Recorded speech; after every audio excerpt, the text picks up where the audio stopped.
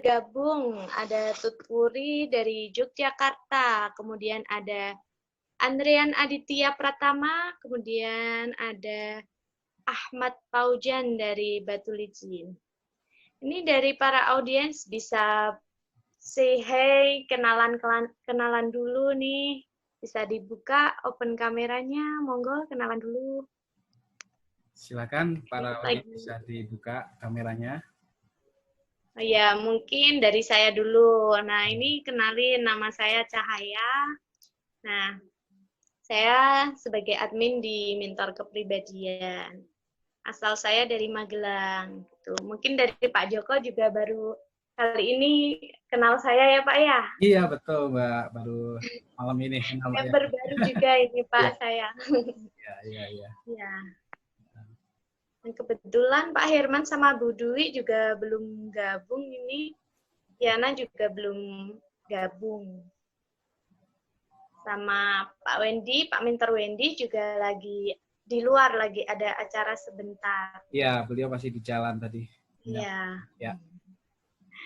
Kita sambil nunggu ya Pak ya. Boleh sambil nunggu. Mungkin ada yang mau ini dari audiens bisa memperkenalkan diri, bisa via chat atau video, silakan.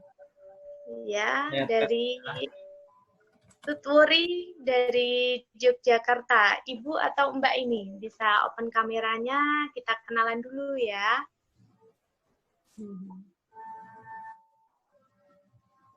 Atau mungkin dari Kak Ahmad Paujan dari Batu Licin. Ini Batu Licin daerah mana ya? Dari luar Jawa ya kayaknya ya? Batu Licin.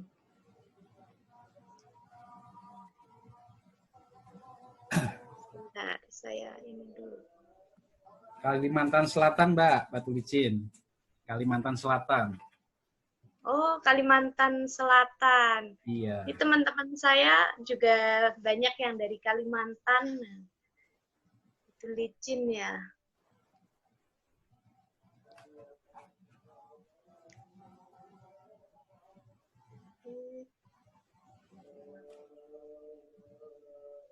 Kita akan mulai nanti tepat jam 19 ya, Mbak.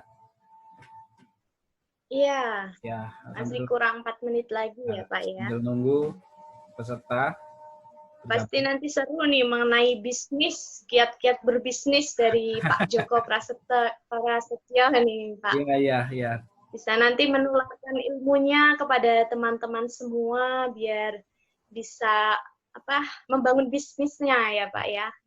Nanti kita akan belajar bersama, Mbak ya. Iya. Bersama, jadi sifatnya ini intinya saya sharing, kemudian teman-teman juga nanti ada yang bisa sharing. Apalagi di masa pandemi ya Pak ya.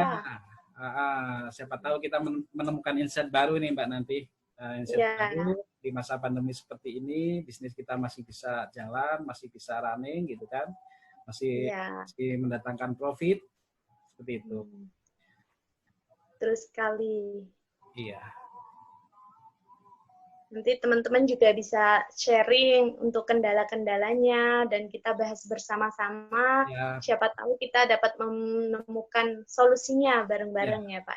Iya, betul seperti itu. Kalau ada komunitas Mbak ya, kalau seperti ini saya bilang ini sebagai komunitas ya, ajang dari teman-teman pelaku bisnis ya, pelaku UKM atau pelaku bisnis untuk bisa sharing apa saja yang kita hadapi saat ini di masa pandemi seperti ini ya, di mana kemarin banyak juga ya bisnis yang berguguran nih Mbak, banyak bisnis yang berguguran, perusahaan-perusahaan banyak yang tutup, karyawan banyak yang di PHK gitu kan. Iya. Bagaimana ini sangat berdampak sekali ya Pak ya untuk COVID ini. Mensikapinya kita bagaimana supaya kita masih tetap bisa mendapatkan income dari usaha kita, ya kan? Ataupun mungkin dari karyawan-karyawan yang kemarin juga terkena dampak imbasnya dari pandemi ini, mungkin ada yang work from home, kemudian kompensasi dari perusahaannya juga ada yang dipotong gitu kan, bahkan yang paling tragis lagi adalah pemutusan hubungan kerja gitu kan. Menghadapi hal-hal semacam ini ya kita harus bisa mensikapinya, bagaimana gitu supaya kita masih tetap bisa bertahan di masa seperti ini, di masa-masa sulit seperti ini, dan bahkan tidak hanya bertahan, tapi akan bisa bangkit di masa-masa sulit seperti ini. Itu, Mbak. Iya, benar sekali Pak. Dan Ya. pasti nantinya banyak yang bakal sharing nih. Pasti banyak kendala-kendala mungkin yang dihadapi dari para teman-teman semuanya. Bisa di-sharing di sini ya Pak ya. Kita Ya, bahas nanti terbuka untuk siapa aja. Silakan mau open kamera ataupun mau chat, silakan. Ya. Nanti kita... Kalau chat pribadi juga bisa kan ya Pak ya? Boleh mau chat pribadi juga boleh. Saya misalkan malu di sini gitu. Ya, tuliskan di nomor HP saya, nomor WA saya ya. Saya tuliskan di chat. Di-share di grup Pak biar nanti ya. bisa. Oh ya, saya nanti share di grup juga.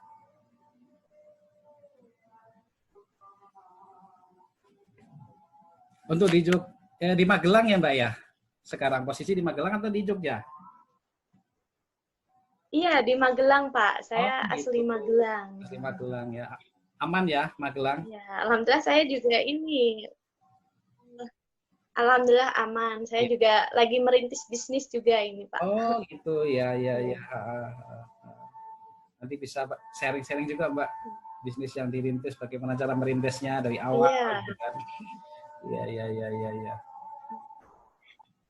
Banyak naik turunnya ini Pak. Iya betul memang Mbak. Saat ini ya ada bisnis-bisnis yang lagi memang apa ya, southern ya, kayak bisnis pariwisata itu ya, artinya mati suri lah. Saya juga saya ada travel gitu kan, travel tour and travel yang saya bangun itu dulu sih banyak orderan ya dari lembaga-lembaga atau dari sekolahan gitu kan yang mengadakan study tour di Jogja ya, yang butuh untuk kita guidance untuk ke tempat-tempat wisata, kemudian untuk inilah mengenal Jogja. Namun ya sejak bulan Februari ini sampai sekarang juga sama sekali tidak ada yang order yang masuk ya. Kan gini Mbak, saya yakin pandemi ini akan segera berlalu gitu kan. Bagi pemilik bisnis yang mungkin bisnisnya terdampak langsung dari efek pandemi ini, kalau misalkan saat-saat ini adalah saat-saat yang tepat bagi kita untuk misalkan membuat strategi baru ya. Kemudian kita juga ada kesempatan untuk beriklan ya. Kalau kita sekarang kan udah zaman digital ya. Jadi kita zaman digital, belajar untuk digital marketing gitu. Saatnya lah sekarang ini kita belajar supaya nanti pada saat nanti pandemi sudah selesai, bisnis kita sudah bisa mulai running lagi seperti itu. Iya, benar sekali Pak. Ya. Karena memang sekarang penting banget itu untuk marketing via online ya, bisa Facebook, Instagram, Twitter dan sebagainya, banyak sekali iklan-iklan. Tergantung nanti kita bagaimana memanage-nya ya Pak ya. Iya, memanage digital marketing. Ya kalau orang sekilas tahunya digital marketing kan mungkin hanya dari Facebook gitu kan, sosial media. Padahal digital marketing sendiri kan banyak Mbak sebenarnya. Saya ada kalau media-media yang kita gunakan ya untuk beriklan itu banyak sekali. Saya biasa menggunakan ada lebih dari 20 media mungkin yang saya gunakan, termasuk Twitter, termasuk Facebook, Instagram, kemudian TikTok sendiri juga sekarang sudah mulai dipakai untuk bisnis gitu ya. Lagi ngetren ini ya Pak ya TikToknya. Lagi ngetren. Banyak. Cuman kuncinya kalau digital marketing itu adalah bagaimana produk kita itu bisa ditemukan dengan mudah oleh customer ya. Jadi kalau customer buka HP kemudian dia ketik nih di Google ya, biasanya pencarian ya kan, atau di marketplace di Bukalapak, Tokopedia gitu. Bagaimana caranya menampilkan bisnis kita itu berada di halaman pertama. Nah, itu ada ilmunya ya, ilmu SEO dan lain-lainnya gitu. Nah, Nah itu kalau kalau berbicara sedikit mengenai digital marketing gitu kan, sekilas mengenai digital marketing. Ya, ini waktu pasti nanti keren sekali nih. Ya, Ya. jam Tapi belum banyak yang gabung, ini coba saya chat di grup dulu ya Pak ya. Ya, baik-baik.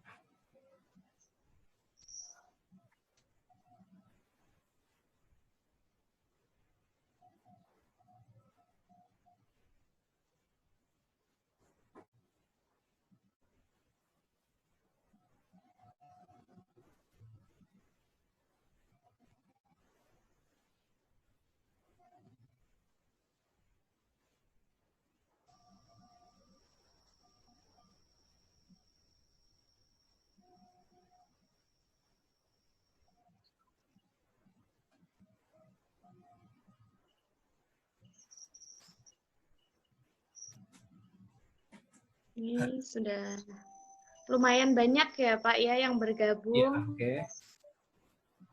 Apa kita mulai dari sekarang aja Pak? Boleh Mbak. Mulai dari sekarang aja, nanti yang bergabung dia nyusul gitu Mbak. Nggak apa-apa. Oke, Ya. bismillah. Saya buka dulu ya Pak. Ya. Baik teman-teman, mari kita mulai acara pada malam hari ini. Sebelumnya, Assalamualaikum warahmatullahi wabarakatuh. Selamat malam semuanya. Waalaikumsalam warahmatullahi wabarakatuh. Selamat malam Mbak.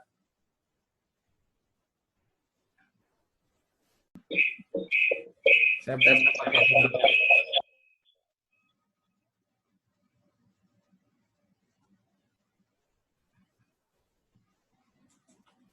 Oke Mbak.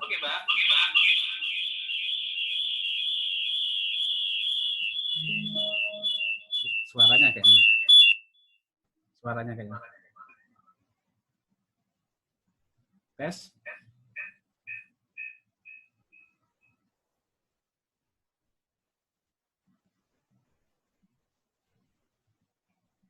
Selamat malam semuanya.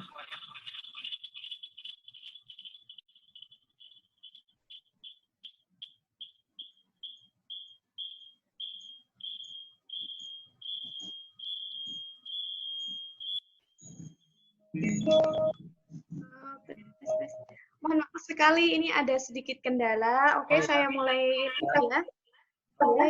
Oke. Suaranya kedengung Mbak. Iya. Bisa jelas ya Pak ya sekarang. Oke.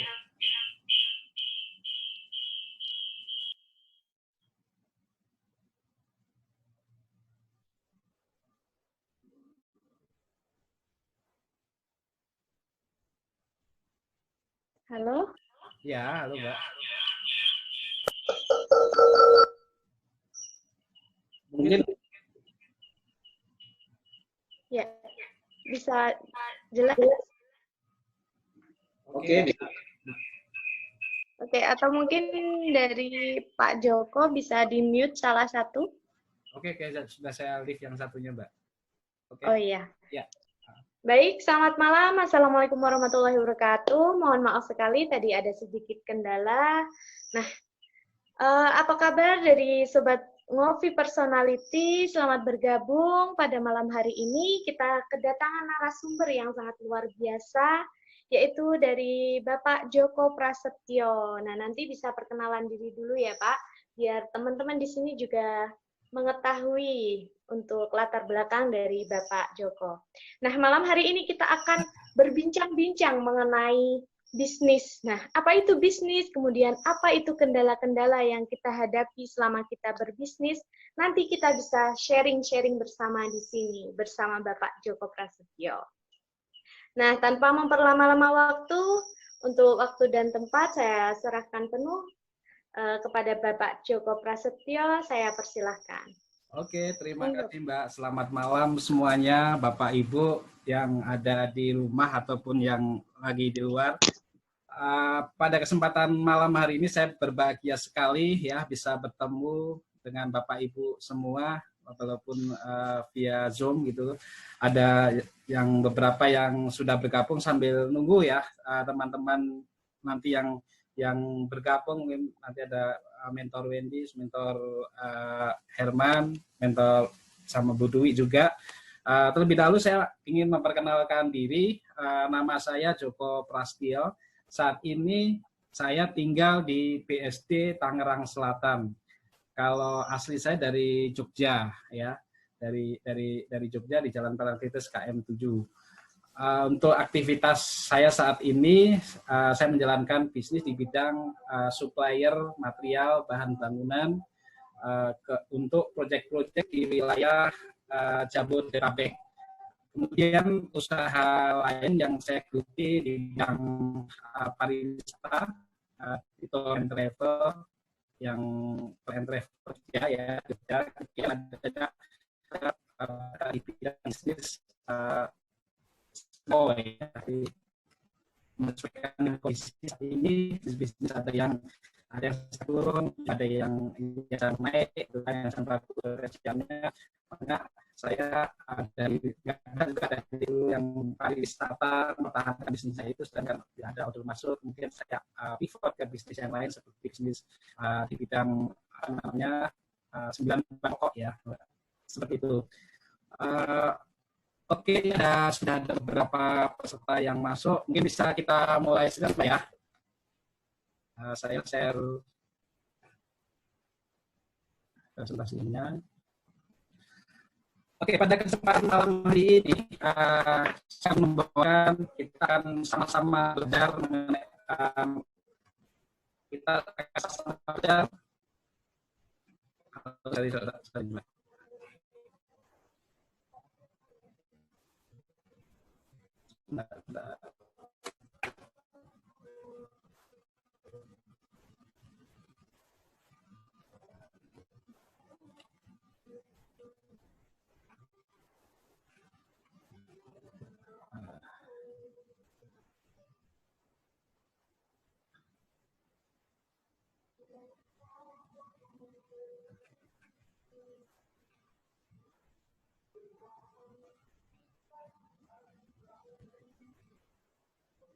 Mohon maaf, sambil menunggu PowerPoint.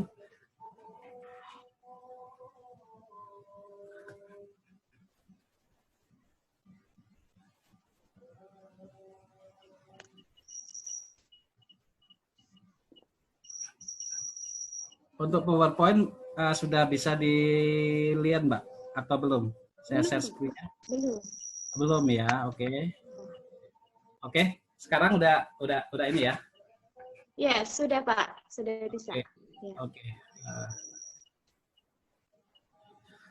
Oke, semuanya, pada malam hari ini saya akan membawakan di acara ngopi bareng ini, yaitu kita akan sama-sama belajar mengenai negosiasi bisnis berdasarkan karakter.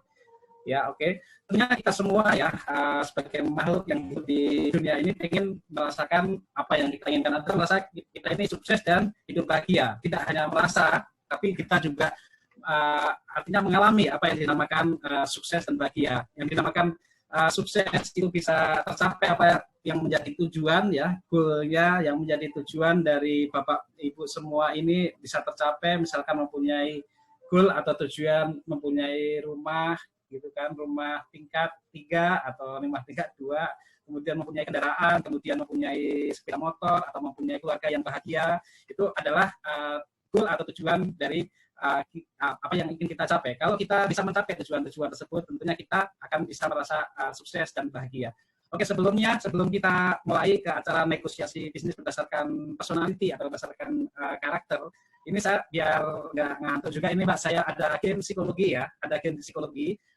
Di sini di slide ini kita membayangkan bahwa kita masuk dalam suatu ruangan, dalam suatu ruangan. Kemudian di ruangan itu ada 4 hal yang berbarengan gitu. Ada 4 hal yang berbarengan. Yang pertama itu ada ketel yang bunyi ya, karena apa namanya airnya sedang mendidih. Kemudian yang kedua itu ada telepon yang berdering.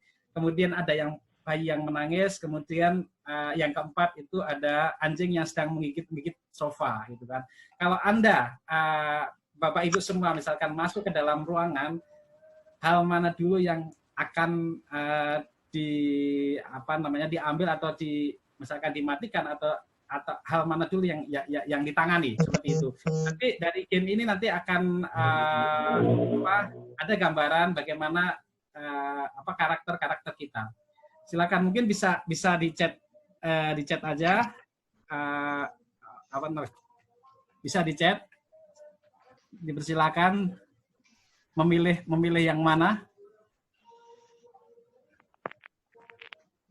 Chatnya bisa itu ya. Silakan dari peserta, dari keempat hal ini memilih yang mana supaya nanti kita bisa tahu karakter kita. Kita akan mencoba menganalisa karakter di awal ya. Nanti setelah itu kita juga nanti ada penjelasan yang lebih detail lagi ya. Bisa dibantu chatnya Mbak di.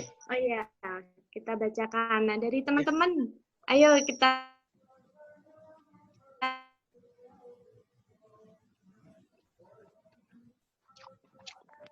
Belum ada. Silakan, nggak apa-apa. Nggak ada yang benar, nggak ada yang salah dari game ini ya. Ini hanya permulaan.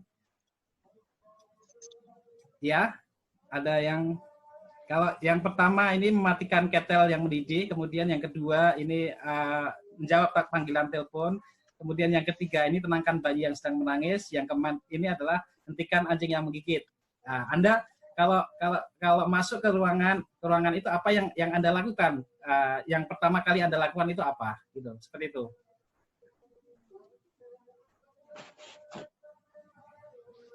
Ada yang menjawab, Mbak?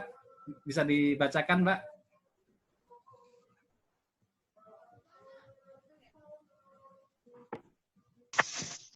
Ada yang bisa menjawab? Ada yang menjawab? Nggak ada yang salah, nggak ada yang benar ya. Semuanya benar.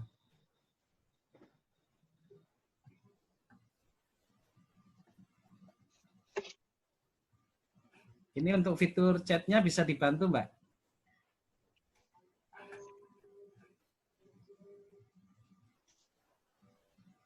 Udah ada 29 partisipan ya. Udah banyak. Silakan. Ya, bisa memberikan jawaban. Menjawab, mematikan kettle yang mendidih.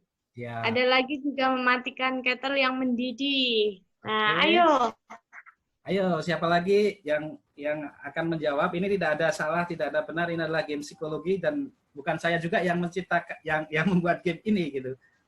Saya terlatih apa pertanyaannya? Oh ya, oke Bu. Pertanyaannya seperti ini Bu. Jadi kalau kita masuk ke dalam satu ruangan gitu, di mana di situ ada ada ketel yang sedang mendidih, kemudian ada telepon yang berdering, kemudian yang ketiga ada bayi yang menangis, kemudian ada anjing yang sedang menggigit sofa. Yang Bapak Ibu lakukan pertama kali apa? Yang dilakukan pertama kali apa? Nanti akan ada apa namanya kita berikan ulasan karakter. Satu ya, mematikan ketel yang mendidih berarti ya. Baru bayi. Oh, ada yang tenangkan bayi yang menangis ya. Kemudian ada lagi, jawabannya cuma 4 ya, cuma ada 4, nggak ada 5. Nggak ada yang benar, nggak ada yang salah ya, nggak ada yang benar. Kalau saya itu Pak, hentikan anjing yang menggigit sofa. Oh gitu, hentikan anjing yang menggigit sofa ya. Takut sofanya rusak Mbak ya. Pak, sofanya sofa mahal ya. Iya. Ya, oke. Ada lagi, silakan. Fitur chatnya kok saya nggak bisa ini ya, nggak bisa lihat fitur. Yang mendidih. Ini ada yang tenangkan bayi yang menangis, terus ada yang pilih nomor 3, tenangkan bayi yang menangis lagi. Sama. Berarti kebanyakan jawabannya adalah yang nomor 1 dan nomor 3 ya Mbak ya, nomor 1 dan nomor 3 nih. Oke. Ya, kalau langsung saja ya Mbak ya untuk penjelasannya. Jika Anda memilih, Mbak. Ya, jika Anda memilih nomor 1 ya, berarti Anda orang yang bersemangat dan mohon maaf agak sedikit pemarah gitu. Tapi Anda seorang yang bersemangat. Kemudian Anda membuat keputusan dengan cepat tanpa keraguan dan tidak ada yang menghentikan Anda untuk mencapai tujuan Anda. Jadi kekeh untuk mencapai tujuannya ya. Anda bisa cepat bosan dengan menonton. Jadi kalau hanya menonton aja cepat bosan. Dan Anda peduli dengan keselamatan Anda dan tidak suka kejutan. Ya mungkin kalau di karakter-karakter itu hampir mirip sama nanti karakter yang koleris gitu ya. Kemudian kalau misalkan yang kedua, ini Anda menjawab telepon ya. Anda menjawab telepon dapat diartikan bahwa Anda adalah orang yang fokus dan diplomatis gitu. Kemudian sulit bagi Anda untuk menerima kesalahan dari orang lain. Kemudian Anda dapat digambarkan sebagai pelaku bisnis yang dapat melakukan banyak hal, ya multitasking dan pada saat yang bersamaan ya. Anda dapat dengan mudah juga untuk berkomunikasi dengan orang-orang ya. Kalau di personality ini orang yang senang bicara, senang bersosialisasi dengan orang lain gitu. Nanti ada di materi berikutnya. Itu berarti sanguinis ya Pak ya?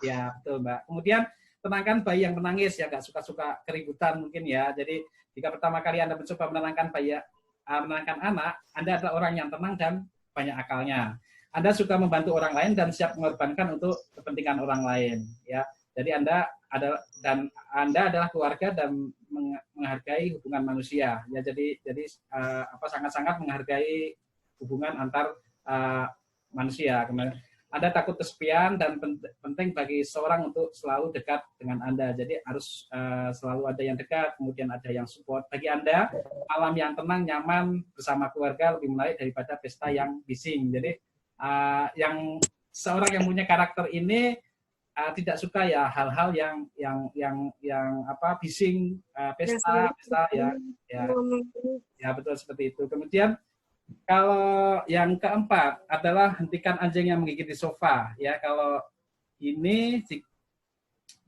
ya, kalau keputusan Anda mengeluarkan anjing dari sofa ini menandakan bahwa Anda tidak tahan hal-hal yang berantakan ya. Kalau tadi yang sebelumnya nomor 3 ini cenderung ke pragmatis ya, yang keempat ini cenderung ke melankoli. Jadi tidak suka hal-hal yang berantakan, segala sesuatunya harus tertata dengan rapi. Misalkan di rumah buku dijadikan satu dengan buku, kemudian misalkan bagi yang memakai hijab, memakai jilbab dijadikan satu dengan jilbab, ya di lemari itu disusun rapi, gitu kan, celana dengan celana, gitu kan. Karena ada karakter-karakter lain yang mungkin tidak menyukai hal-hal semacam itu. Mereka meletakkan segala sesuatunya, barangnya itu campur. Tapi kalau satu karakter ini dia lebih teratur. Jadi meletakkan barang itu teratur. Dia suka dengan ketepatan ya. Kalau janjian tidak molor, tepat waktu seperti itu. Oke, mungkin itu sekedar game psikologi untuk pengantar kita, Mbak. Jadi malam hari ini kita nanti akan banyak belajar, sama-sama belajar mengenai negosiasi berdasarkan personality, atau bagaimana kita caranya memanfaatkan personality yang akan kita pelajari nanti untuk bernegosiasi. Oke, kalau kita berbicara mengenai grow up bisnis, yaitu menumbuhkan bisnis, kita nanti banyak bicara mengenai sales and marketing, kemudian berbicara mengenai personality, ya, berbicara mengenai operasional, gitu, kemudian berbicara mengenai human capital atau HR, ya, kemudian profit and loss strategi, kemudian leadership dan time management, kemudian juga kita nanti berbicara mengenai business foundation. Ya, ini adalah sistemasi bisnis ya, sistemasi bisnis. Saya malam hari ini tidak akan membahas masalah itu, tapi bagaimana penerapan personality ini untuk kita terapkan dalam menumbuhkan. Misalkan seperti ini, di sales dan marketing ya, di sales dan marketing ini kita pilih orang-orang yang mempunyai memang karakter bawaan ya, karakter bawaannya itu dia senang jual. Gitu. Ada juga karakter bawaan yang tidak senang menjual. Nah, kita memilih tim kita atau bahkan nanti kita bisa mereview, saya ini cocoknya itu nanti kalau dalam bisnis ini mengelola apa, yang keunggulan saya mengelola apa. Walaupun tidak menutup kemungkinan kita kalau misalkan kita mempunyai personality yang misalkan melankolis, di mana melankolis ini sebenarnya tidak suka masih kurang nyaman ya, bukannya tidak suka, kurang nyaman kalau misalkan menawarkan barang gitu, menawarkan produk ya, menawarkan produk. Kalau kita mempunyai personality yang seperti itu, personality melankolis ini, apakah kita cocok sebagai sales dan marketing? Kalau misalkan mungkin bisa kita tingkatkan kemampuan sales dan marketing kita bisa belajar, kita bisa belajar sambil menjalankan, artinya tidak hanya teori tapi juga praktek gitu. Tapi tidak akan bisa semaksimal kalau memang kita mempunyai personality yang memang bawaan dari lahir kita, seperti yang mempunyai personality sanguine ya, sanguine kalau misalkan dijadikan tim untuk sales itu sangat-sangat cocok ya. Kemudian di operation ini berkaitan dengan produksi barang, kemudian ada divisi di situ teknik dan lain-lainnya. Nah, bagaimana kita menggali personality dari masing-masing karyawan kita itu, apakah karyawan kita itu cocok ditempatkan di bagian yang divisi tersebut gitu. Kalau karyawan yang misalkan punya personality, kepribadian yang melankolis, itu nanti akan ditempatkan di bagian admin misalkan paling cocok. Kemudian untuk sanguine kita tempatkan di bagian sales dan marketing. Kemudian untuk bagian yang bagian human capital yang merekrut orang lain, itu bisa kita rekrut orang-orang yang mempunyai karakter seperti pragmatis, sanguine dan lain-lainnya. Kemudian di bagian administrasi yang paling cocok adalah kita kalau menempatkan orang-orang yang mempunyai karakter atau kepribadian yang melankolis. Kemudian di tim leadership dan time management ya, di tim leadership ini juga lebih cocok dipimpin oleh orang-orang yang mempunyai kepribadian koleris. Kemudian kita juga nanti bisa membangun visi dan misi perusahaan, yaitu berdasarkan dari culture budaya atau personal budaya dari perusahaan tersebut. Nah, ini penggunaan personality untuk menumbuhkan bisnis. Saya tidak akan satu persatu karena itu nanti beda materi ya, beda materi. Di sini saya akan membahas mengenai personality khususnya untuk negosiasi. Apa yang dimaksud dengan personality untuk negosiasi? Ini adalah seni untuk mencapai suatu kesepakatan atau keputusan dengan menyelesaikan perbedaan secara kreatif dengan cara mengetahui karakter dan memberikan makanan ego dari lawan negosiasi kita. Ya. Siapa di antara Bapak Ibu di sini semua yang belum pernah bernegosiasi? Silakan lihat. Ada yang belum pernah? Ada yang belum pernah untuk negosiasi? Saya kira negosiasi jualan.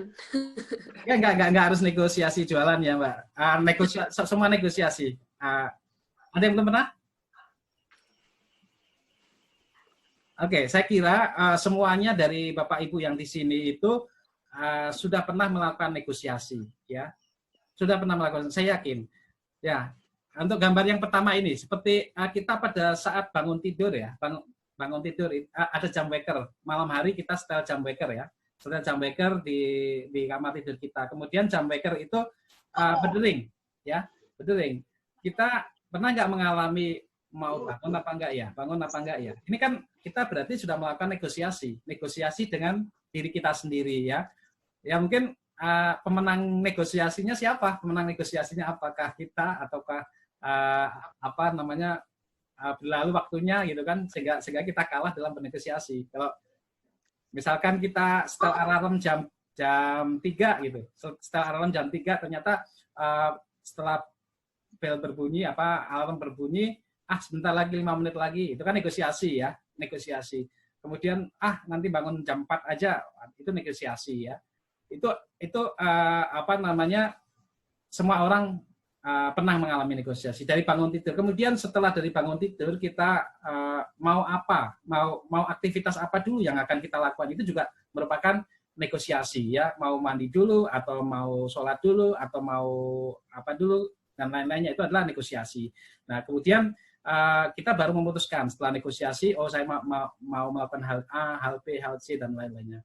Kemudian yang kedua, kalau ya sampai bangun tidur, kemudian kita sampai di kantor juga ya, sampai di kantor, di kantin mungkin makan gitu kan, kita juga makan, milih menu mana, itu adalah juga merupakan bagian dari negosiasi ya. Misalkan mau milih ayam yang agak besar ayamnya, itu kan negosiasi kan. Kalau kita cuman makan dengan lauknya ayam gitu aja kan, dari yang punya warung mungkin sembarangan di apa namanya, ayam mana saja, mungkin ayam yang kecil yang dikasih ke kita gitu kan.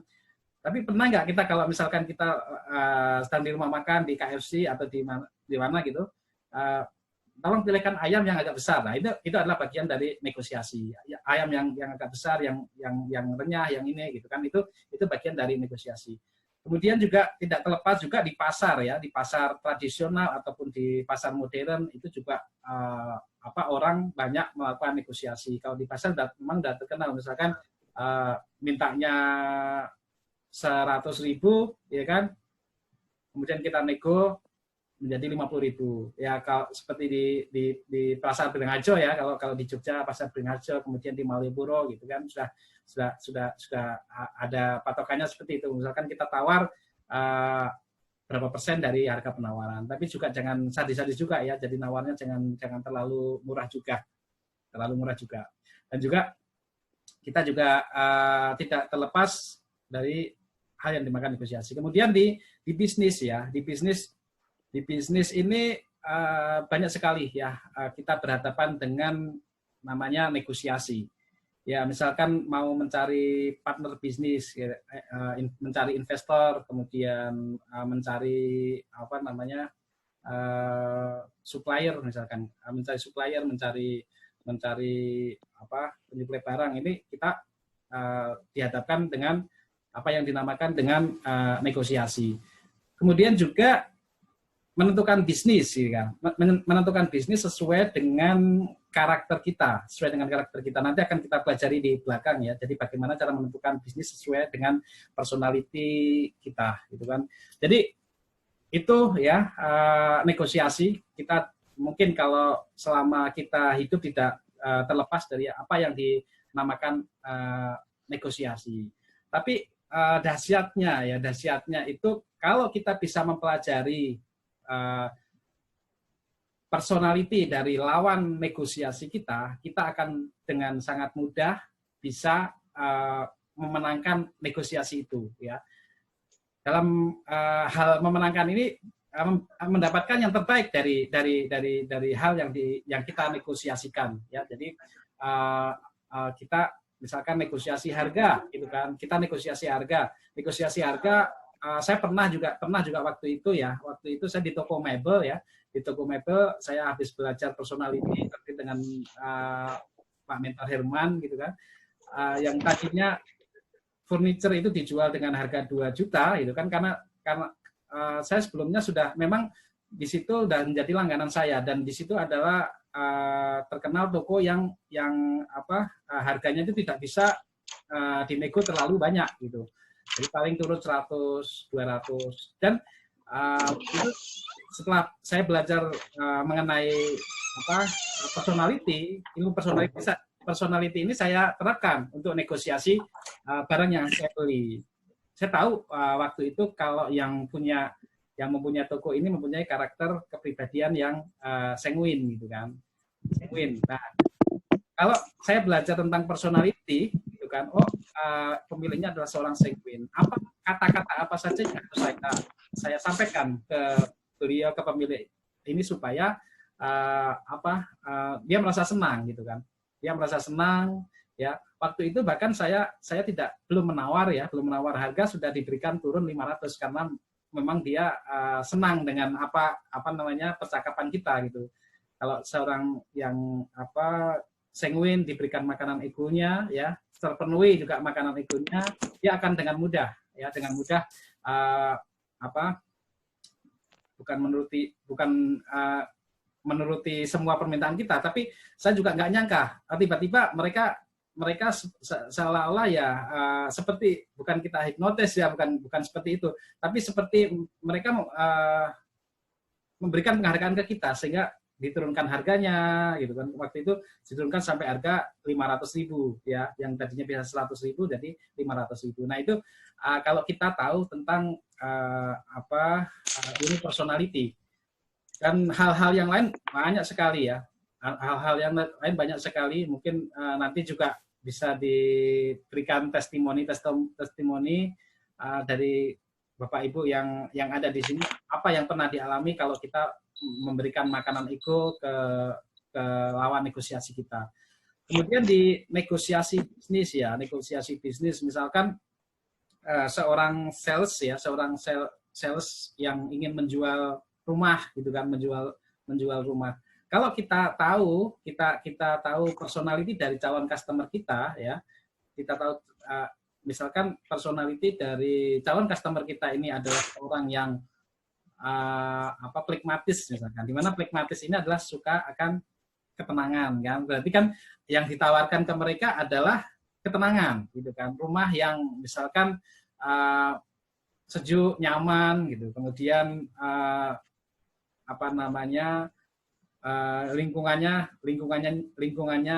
nyaman, kemudian artinya nggak terlalu bising, lingkungannya bukan sepi, nggak terlalu bising gitu kan, tapi dekat dengan kota. Nah ini orang-orang pragmatis ini akan tertarik dengan penawaran kita. Bahkan di iklan pun ya, di kita dalam hal membuat iklan gitu.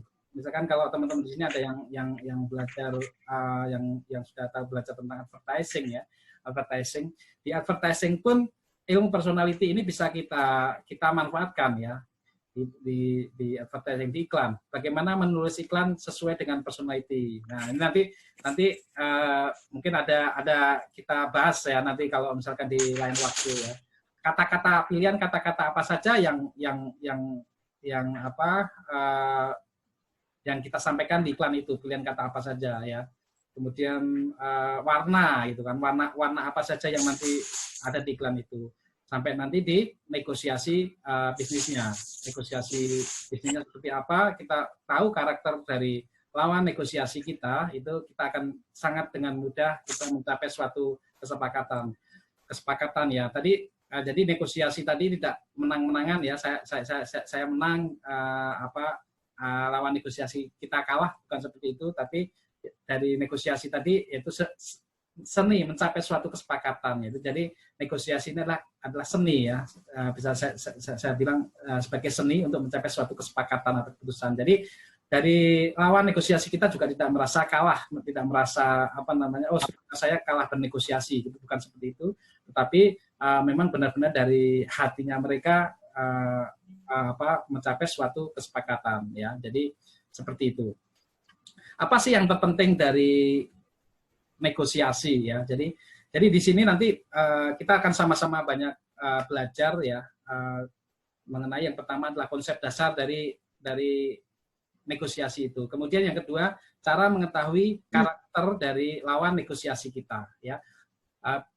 Supaya apa? Supaya kita nanti bisa memberikan makanan ego dari lawan dari negosiasi kita. Saya akan bahas yang pertama mengenai konsep dasarnya, ya.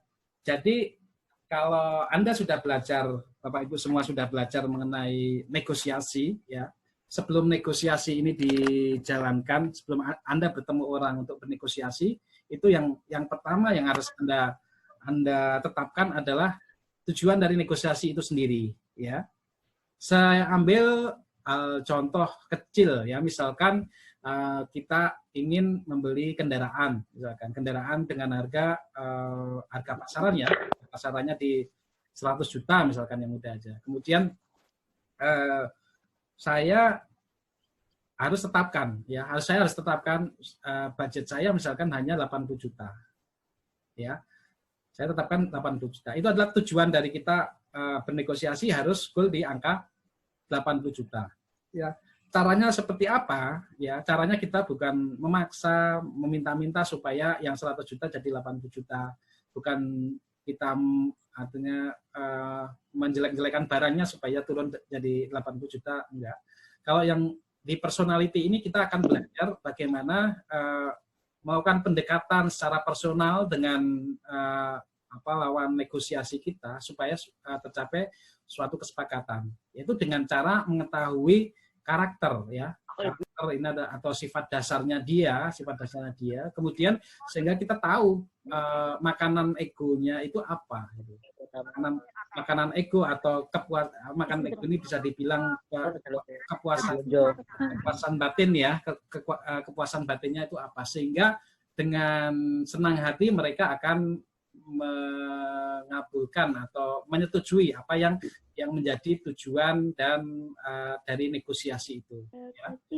Jadi perlu diingat, ya, Bapak Ibu, dalam melakukan negosiasi yang pertama kali harus kita tetapkan tujuan. Jangan sampai nanti Bapak Ibu tidak mempunyai tujuan dalam negosiasi. Kalau tidak mempunyai tujuan, itu nanti juga tidak, artinya bisa mengakibatkan misalkan budget jadi membengkak, yang tadinya 80 juta tadi saya bilang bisa jadi 90 juta atau 95 juta, dan kita juga tidak kekeh, ya, melakukan negosiasi atau tidak bertahan dengan tujuan kita, gitu, tujuan kita. Untuk masalah mereka menyetujui atau mereka nggak menyetujui, itu nanti perkara lain. Itu ada nanti bagaimana caranya kita mengetahui karakter, memberikan makanan ego sehingga mereka mau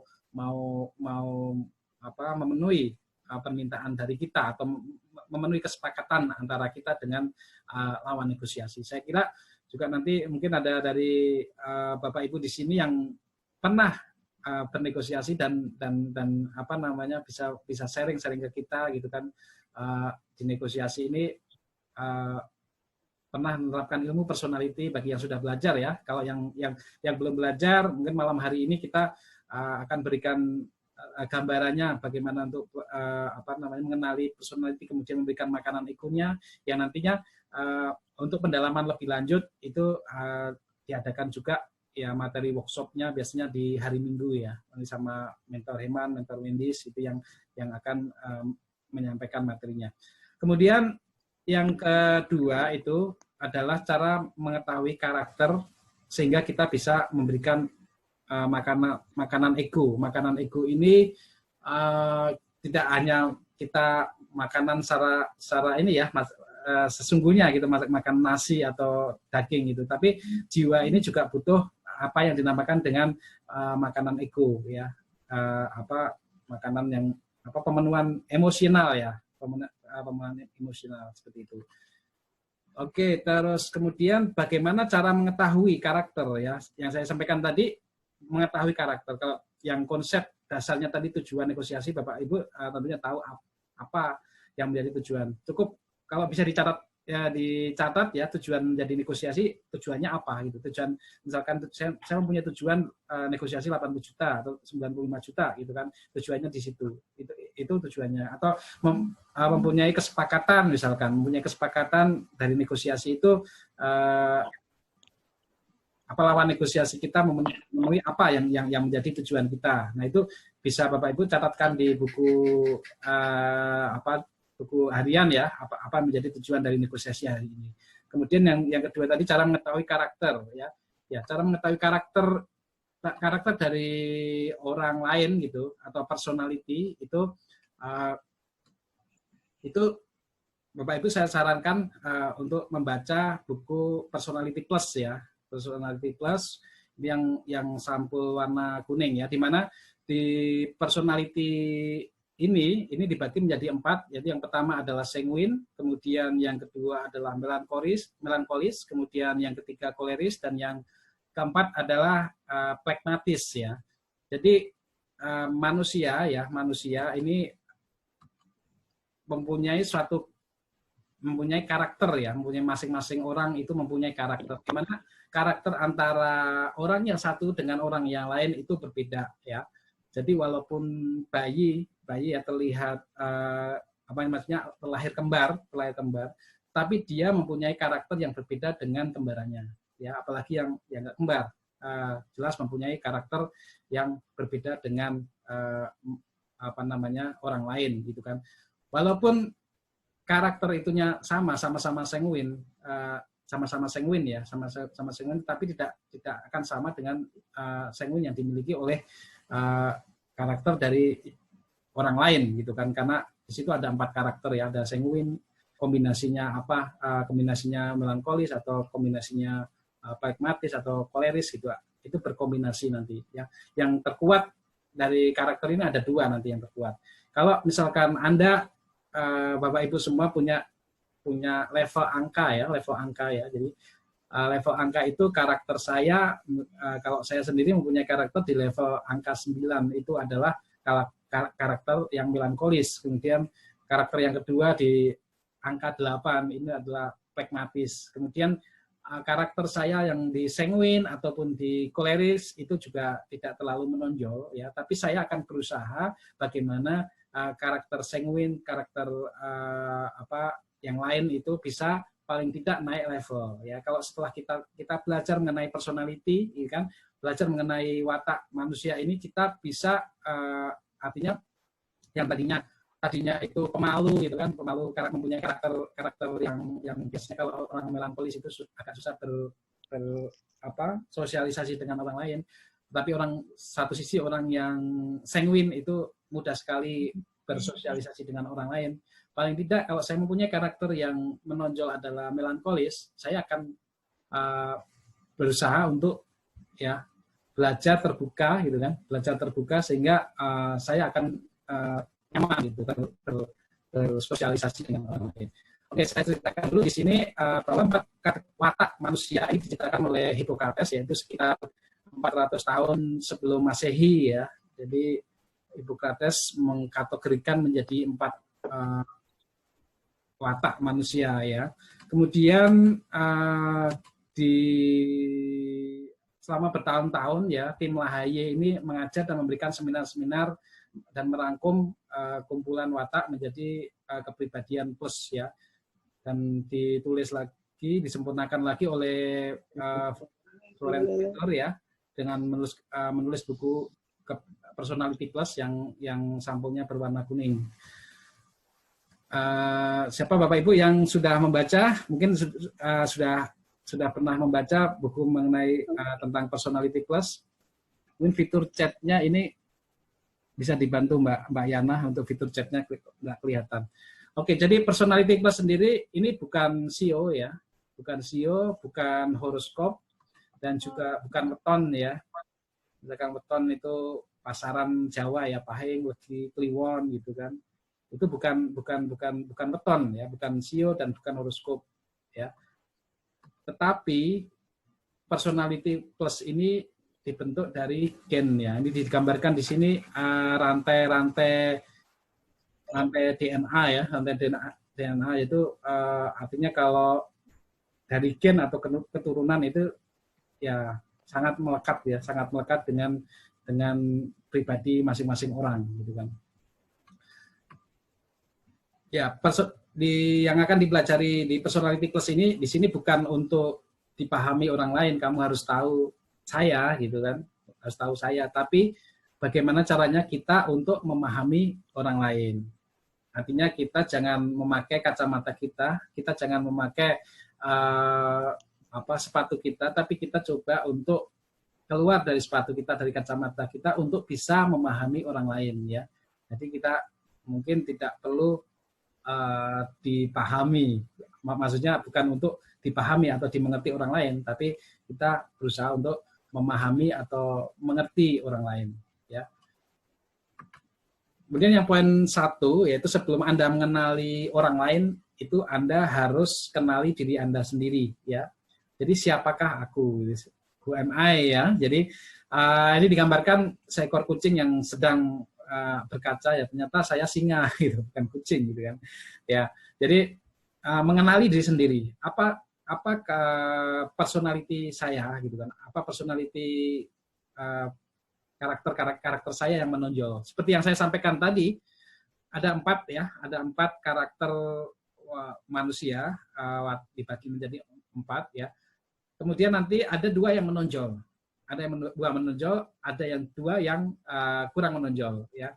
Kalau sebagai yang saya contohkan tadi bahwa saya mempunyai karakter yang melankolis ya, yang pertama, yang karakter yang menonjol. Angkanya mungkin kalau dituliskan bisa angka 9 gitu. Kemudian karakter pragmatisnya itu ada di angka 8. Kemudian sanguinnya mungkin ada di angka 4. Kemudian kolerisnya ada di angka 3, mungkin seperti itu. Tapi kalau saya bisa, saya sudah mempelajari personality plus ini, paling tidak karakter-karakter yang tidak menonjol ini berada di angka 6, kemudian ya, di angka 6 ya, di angka 6. Kemudian karakter yang unggulan saya gitu kan, karakter unggulan saya itu bisa saya maksimalkan supaya potensi diri kita bisa muncul. Oke, kemudian nanti di personality plus ini ada tesnya ya. Jadi untuk mengetahui karakter kita itu kita ada tes pilihan ganda sebanyak 40 soal ya. Jadi Anda harus menjawab 40 soal pilihan ganda, gampang ya. Jadi tidak ada yang salah, tidak ada yang benar, ini semuanya benar. Jadi dan juga Anda hanya sekali ya supaya nanti hasilnya juga akurat ya. Tidak boleh juga kita pilih yang bukan sesuai dengan karakter kita, pilihan kita. Misalkan seperti ini ya. Yang paling sering cocok dengan Anda gitu. Apabila ada 2 pernyataan yang sama-sama cocok, Anda harus memilih salah satunya. Akan tetapi bila Anda kurang yakin, tanyakan pada teman hidup atau sahabat Anda. Jika belum yakin, juga pikirkan apa jawaban Anda ketika Anda masih di posisi anak-anak. Nah, ini pertanyaan seperti itu. Ya, ini yang pertama, ini adalah kita A-nya berkompromi, yaitu sering mengendurkan pendirian, bahkan ketika dia benar untuk menghindari konflik. Yang B adalah kritis, lalu mengevaluasi dan membuat penilaian. Yang C licik, ya bisa dibaca. Kemudian yang D pelin-pelan. Nah ini juga disesuaikan dengan apa yang kita lakukan sehari-harinya gitu. Jangan memilih hal-hal yang tidak sesuai. Ya, pilih supaya akurat, kita pilih yang sesuai dengan kita. Orang lain nggak akan tahu kok apa kita memilih A atau kita memilih B atau kita memilih C, seperti itu. Kemudian setelah nanti kita adakan tes personality, kita sudah tahu karakter kita, ya kita bisa mengetahui karakter atau personality orang lain, ya. Di buku Personality Plus ini semuanya akan dikupas tuntas ya. Di situ ada karakter sanguin, kemudian ada karakter melankolis, kemudian ada karakter koleris, kemudian ada karakter pragmatis. Ya, ada 4 karakter. Ya. Yang poin kedua, cara menganalisa ciri-ciri dari masing-masing karakter ini. Ya, kalau seseorang yang sanguin, ya. Mohon maaf nanti kalau misalkan saya terlalu cepat bisa dibantu chat ya, terlalu cepat atau agak dilambatkan sedikit gitu, atau suara saya kurang jelas, mohon nanti diberikan feedback-nya ya. Jadi untuk karakter sanguin itu kebiasaan suka berbicara terus-menerus, ya, suara yang keras, kemudian tangan digerak-gerakkan. Nah, sanguin ini sangat mudah untuk dikenali sebenarnya. Kalau misalkan ini, Anda pernah nggak misalkan ada suatu pertemuan gitu, ada suatu pertemuan atau ada pengajian lah, ada pengajian gitu kan, ada pengajian yang lainnya udah pada duduk gitu kan, tiba-tiba ada orang yang sanguin datang gitu, sanguin datang. Antara mereka ada, gitu. Pernah nggak Anda melihat orang seperti itu? Ya. Terus yang kedua, masuk ke ruangan itu, istilahnya kalau lewat samping gitu, lewat orang yang nggak melihat dia, nggak melihat dia, lewat dari samping pelan-pelan gitu, sopan gitu, ya. Pernah nggak mengalami seperti itu, ya? Nah, mungkin dari teman-teman bisa bayangin ya, Pak, kira-kira siapa teman-temannya yang memiliki karakter sanguin gitu ya, Pak ya? Nah, ya, atau nanti juga kalau misalkan nanti bisa buka namanya videonya juga, nanti kita bantu analisa ya untuk karakter dari teman-teman semua yang Bapak Ibu semua yang ada di sini. Atau iya, benar sekali. Nanti bisa bayangkan, oh saya pernah ngalamin nih, teman saya tuh waktu ada acara pengajian atau acara, tiba-tiba melambaikan tangan terus kemudian cuek gitu kan. Nah, itu adalah salah satu ciri dari karakter sanguin. Ya, suka berbicara terus-menerus, kemudian suaranya keras gitu kan. Saya juga pernah sering mengalami ya di resto atau coffee shop atau apa gitu kan. Orang berbicara gitu sama temennya itu keras, bercanda, kita tertawa gitu. Orang yang sanguin memang itu anggap sebagai suatu hal yang biasa seperti itu, ya. Cuman kalau bagi seorang yang melankoli, kok nolak banget sih, ya kan, orang melankoli perasa gitu kan. Tapi kalau nanti kita sudah belajar tentang personality ini, oh berarti udah tahu, oh orang sanguin itu yang memang dari karakter artinya atau gawan bayi ya, orang Jawa ya, bawaan lahirnya yang memang seperti itu gitu, orang sanguin. Dan kita sebagai orang melankoli juga akhirnya tidak sakit hati gitu. Bisa memaklumi lebih. Bisa memaklumi. Ya, oh memang karakternya seperti itu gitu kan. Ya sebaliknya juga orang sanguin ini kalau melihat orang melankoli itu juga agak, kalau yang belum belajar, misalkan kok orang ini detail banget sih dengan angka-angka gitu kan, misalkan salesnya sanguin, kemudian manajernya seorang melankoli gitu kan, melankoli kok detail, angka-angkanya itu detail gitu kan, targetnya harian gitu, target harian atau target jam-jaman mungkin target jam harus masuk sales sekian gitu kan. Kalau orang melankoli senang seperti itu, membaca data. Kalau sanguin tidak terlalu senang dengan hal semacam itu.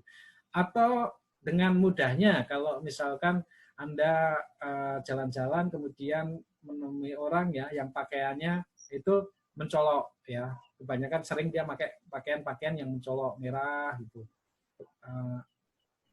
merah, kemudian ya dalam artian gini ya tidak hanya sekali dua kali, tapi kalau misalkan Anda keluarganya, Anda buka lemarinya gitu, lemari pakaiannya kebanyakan warna mencolok, bisa dipastikan ini adalah sanguin.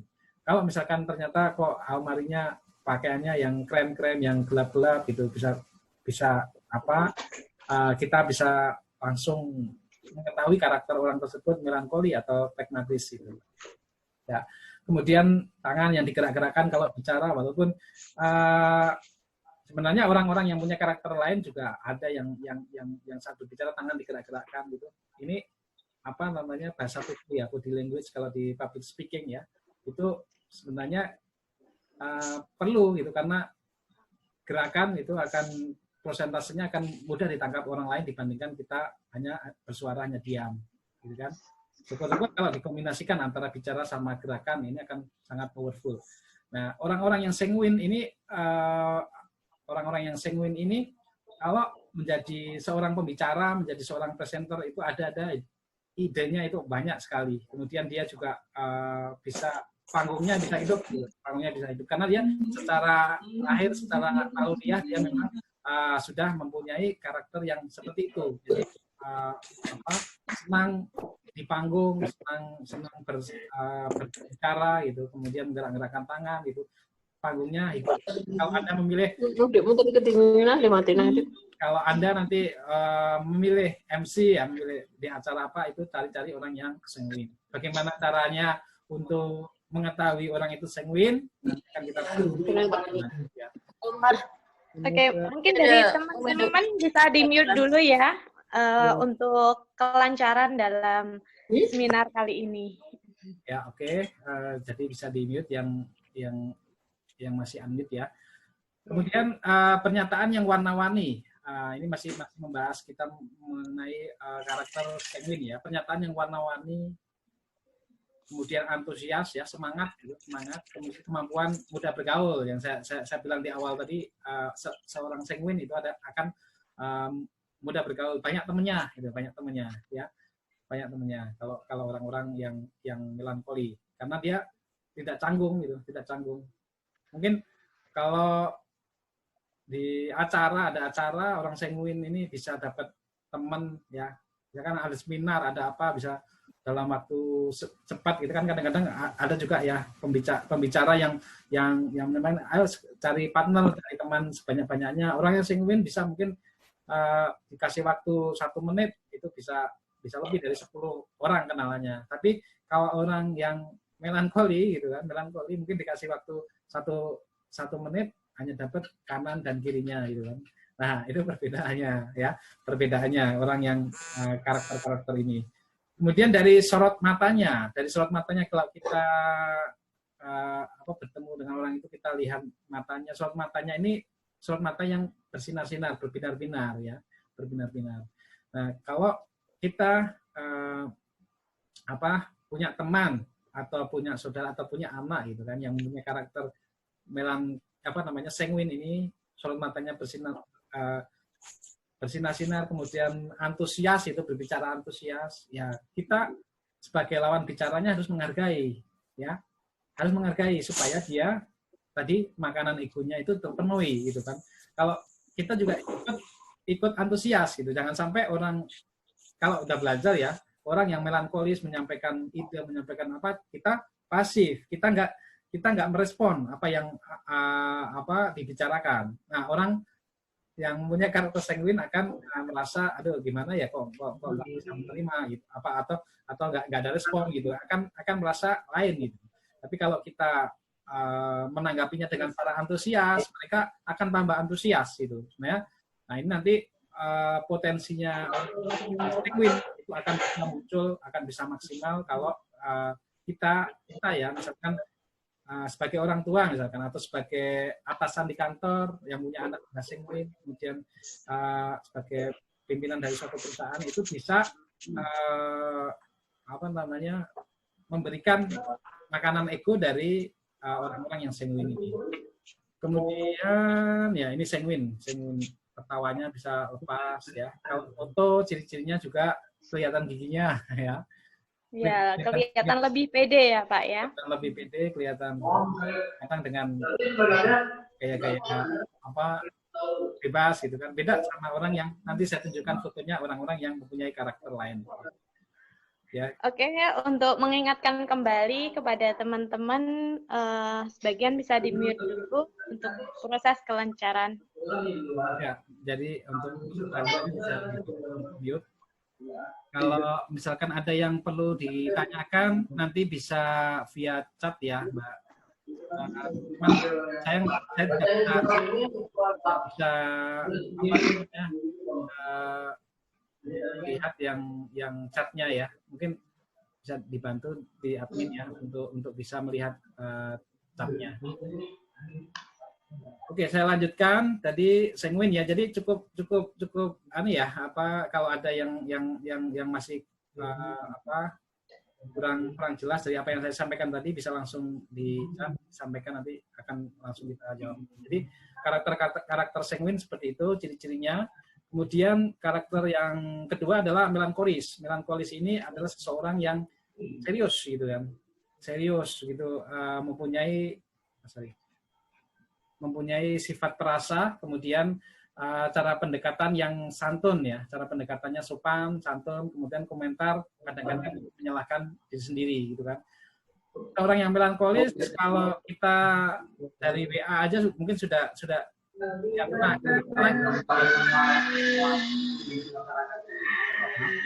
Ya, ini di-unmute dulu. Ya, jadi kalau orang yang melankolis ya, kalau Anda punya teman yang melankolis di chat WA gitu, dia biasanya banyak minta maaf gitu. Dia nggak salah aja minta maaf gitu. Maaf sebelumnya ini gitu kan. Atau kita itu adalah salah satu ciri dari orang-orang melankolis. Kemudian dia serius, dia nggak suka kalau misalkan baru dia serius, kemudian orang lain mengganggu keseriusannya, dia tidak suka. Kemudian orang melankolis mempunyai sifat yang perasa ya, jadi sifatnya perasa, mudah tersinggung ya. Kalau orang yang nanti belum belajar tentang personality ini akan mudah tersinggung. Kemudian cara pendekatan yang santun, kemudian komentar yang sering menyalahkan diri sendiri. Nah, ini adalah dari melankolis. Ya, kemudian Oke, untuk Kak Sidik ini mohon di-mute dulu ya untuk kelancaran acara kita. Ya. Kak Sidik, Unida. Kalau admin bisa unmute ya berarti Mbak ya dari situ. Iya. Nah, tadi kayaknya muncul terus Pak suaranya. Ya, dibantu unmute ya. Jadi kita lanjutkan. Jadi penampilannya rapi ya. Jadi kalau orang melankolis ini kalau sisirannya misalkan rambutnya tegak gitu, rambutnya mohak gitu, rapi. Ya. Kemudian terawat dengan baik ya. Kecuali orang-orang yang intelek, kemudian penyair gitu kan, kalau seniman mah bebas gitu. Kalau dia punya melankoli, tapi karena penampilannya tidak serapi yang orang musikus atau penyair ya. Kemudian sorot matanya sopan, ya bisa kita lihat seperti ini ya. Sorot mata melankolis ini sopan gitu, ya tidak ini sopan lah, sopan. Nah seperti ini, kalau artis di Afgan ya, Afgan, Daniati ini matanya sorot mata yang tenang, sorot mata yang sopan gitu ya. Jadi kemudian yang ketiga adalah karakter koleris. Karakter koleris ini cara pendekatannya cepat ya, bisa merebut kontrol dengan cepat ya. Koleris. Jadi koleris ini sangat cocok kalau menjadi orang yang pemimpin karena dia mempunyai yang tinggi ya. Orang koleris mempunyai tingkat yang tinggi dan ya Mbak. Mungkin hostnya kan Pak Joko. Nah ini mohon di mute semuanya aja Pak karena mengganggu sekali suara-suara dari luarnya. Oke. Saya ambil.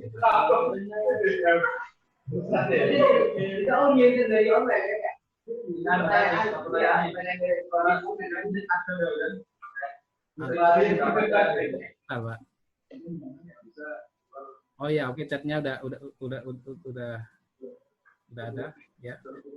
Ya, terutama yang Sidik Unida ini, Pak. Oh, ini ya. Oke. Iya, ini yang dari tadi kayaknya keluar terus. Oke, mohon maaf ya Pak Sidik, kita unmute dulu. Jadi supaya nanti yang lain bisa mendengarkan. Oke, chatnya juga, fitur chatnya juga sudah ada. Melankolis tadi sampai koleris ya, sampai koleris tadi sorot matanya tajam ya, seorang yang koleris itu mempunyai sorot mata yang tajam, seperti ini ya. Ya, sorry tadi koleris ya. Ya, sorot matanya tajam, percaya diri ya, selalu gelisah dan menguasai, artinya dia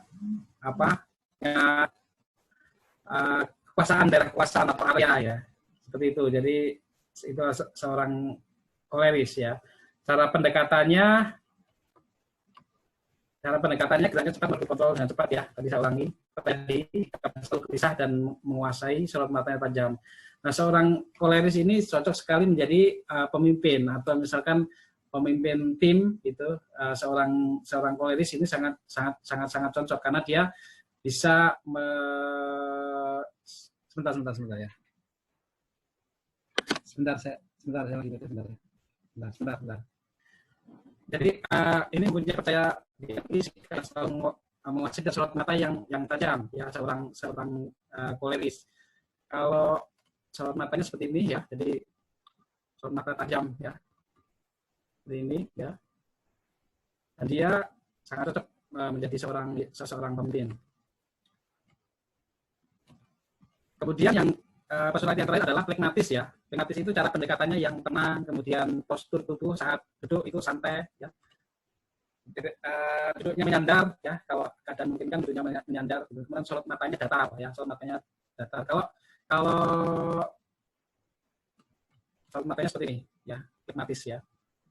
Pragmatis, sorot matanya datar ya. Jadi orang yang suka ketenangan ya, suka perdamaian ya, suka apa namanya, hal yang tenang ya, orang pragmatis seperti itu. Kalau misalkan di dalam bisnis, dalam perusahaan, biasanya kalau orang-orang pragmatis ini ya, kalau ada konflik itu bisa menenangkan, bisa merangkul satu orang dengan orang lainnya supaya nanti ketemu solusinya, jawabannya seperti apa. Ya. Itu seorang yang pragmatis. Jadi matanya seperti ini, seorang yang pragmatis damai ya, pragmatis. Matanya datar ya.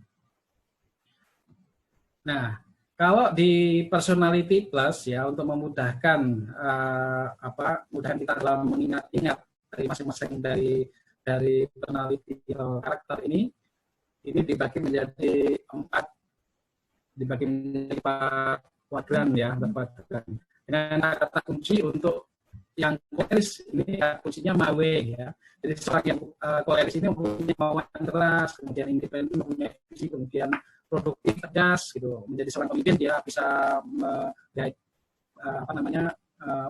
memimpin dengan baik ya, bisa memimpin dengan baik anak buahnya, sehingga anggota-anggota timnya dia bisa menuruti apa yang menjadi visinya gitu kan.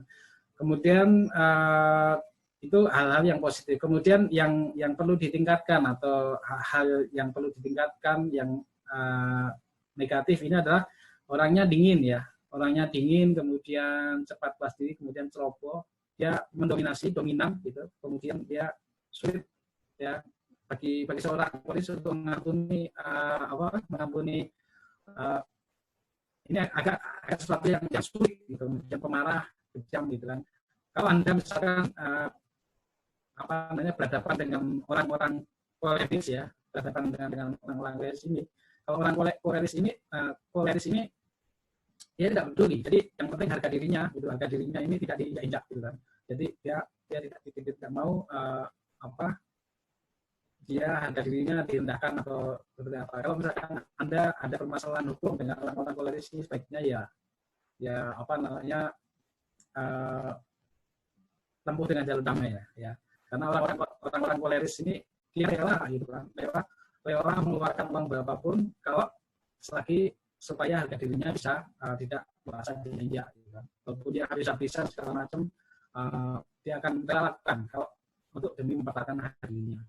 Oke, kemudian seorang sanguin kata kunci ya, jadi di sini sangat hangat, bersahabat, banyak temannya, kemudian berbelas kasihan, kemudian responsif, antusias, ramah, banyak bicara. Gitu. Tadi di depan sudah saya sampaikan ciri-ciri dari orang sanguin itu seperti apa. Di depan saya tadi sudah sampaikan ya. Cirinya juga bisa dilihat dari raut wajahnya, sorot matanya, kemudian dilihat dari warna pakaiannya, kemudian dari tingkah lakunya juga di sehari-harinya seperti apa. Ini yang mencerminkan sifat sanguin seperti apa. Kemudian hal yang perlu ditingkatkan dari sanguin ini adalah tidak disiplin ya, kurang disiplin ya. Kalau saya pengalaman juga, ada teman-teman juga waktu itu pernah sharing sama saya juga, pegawai bank ya, jadi dia akan memberikan kredit kepada nasabahnya ya.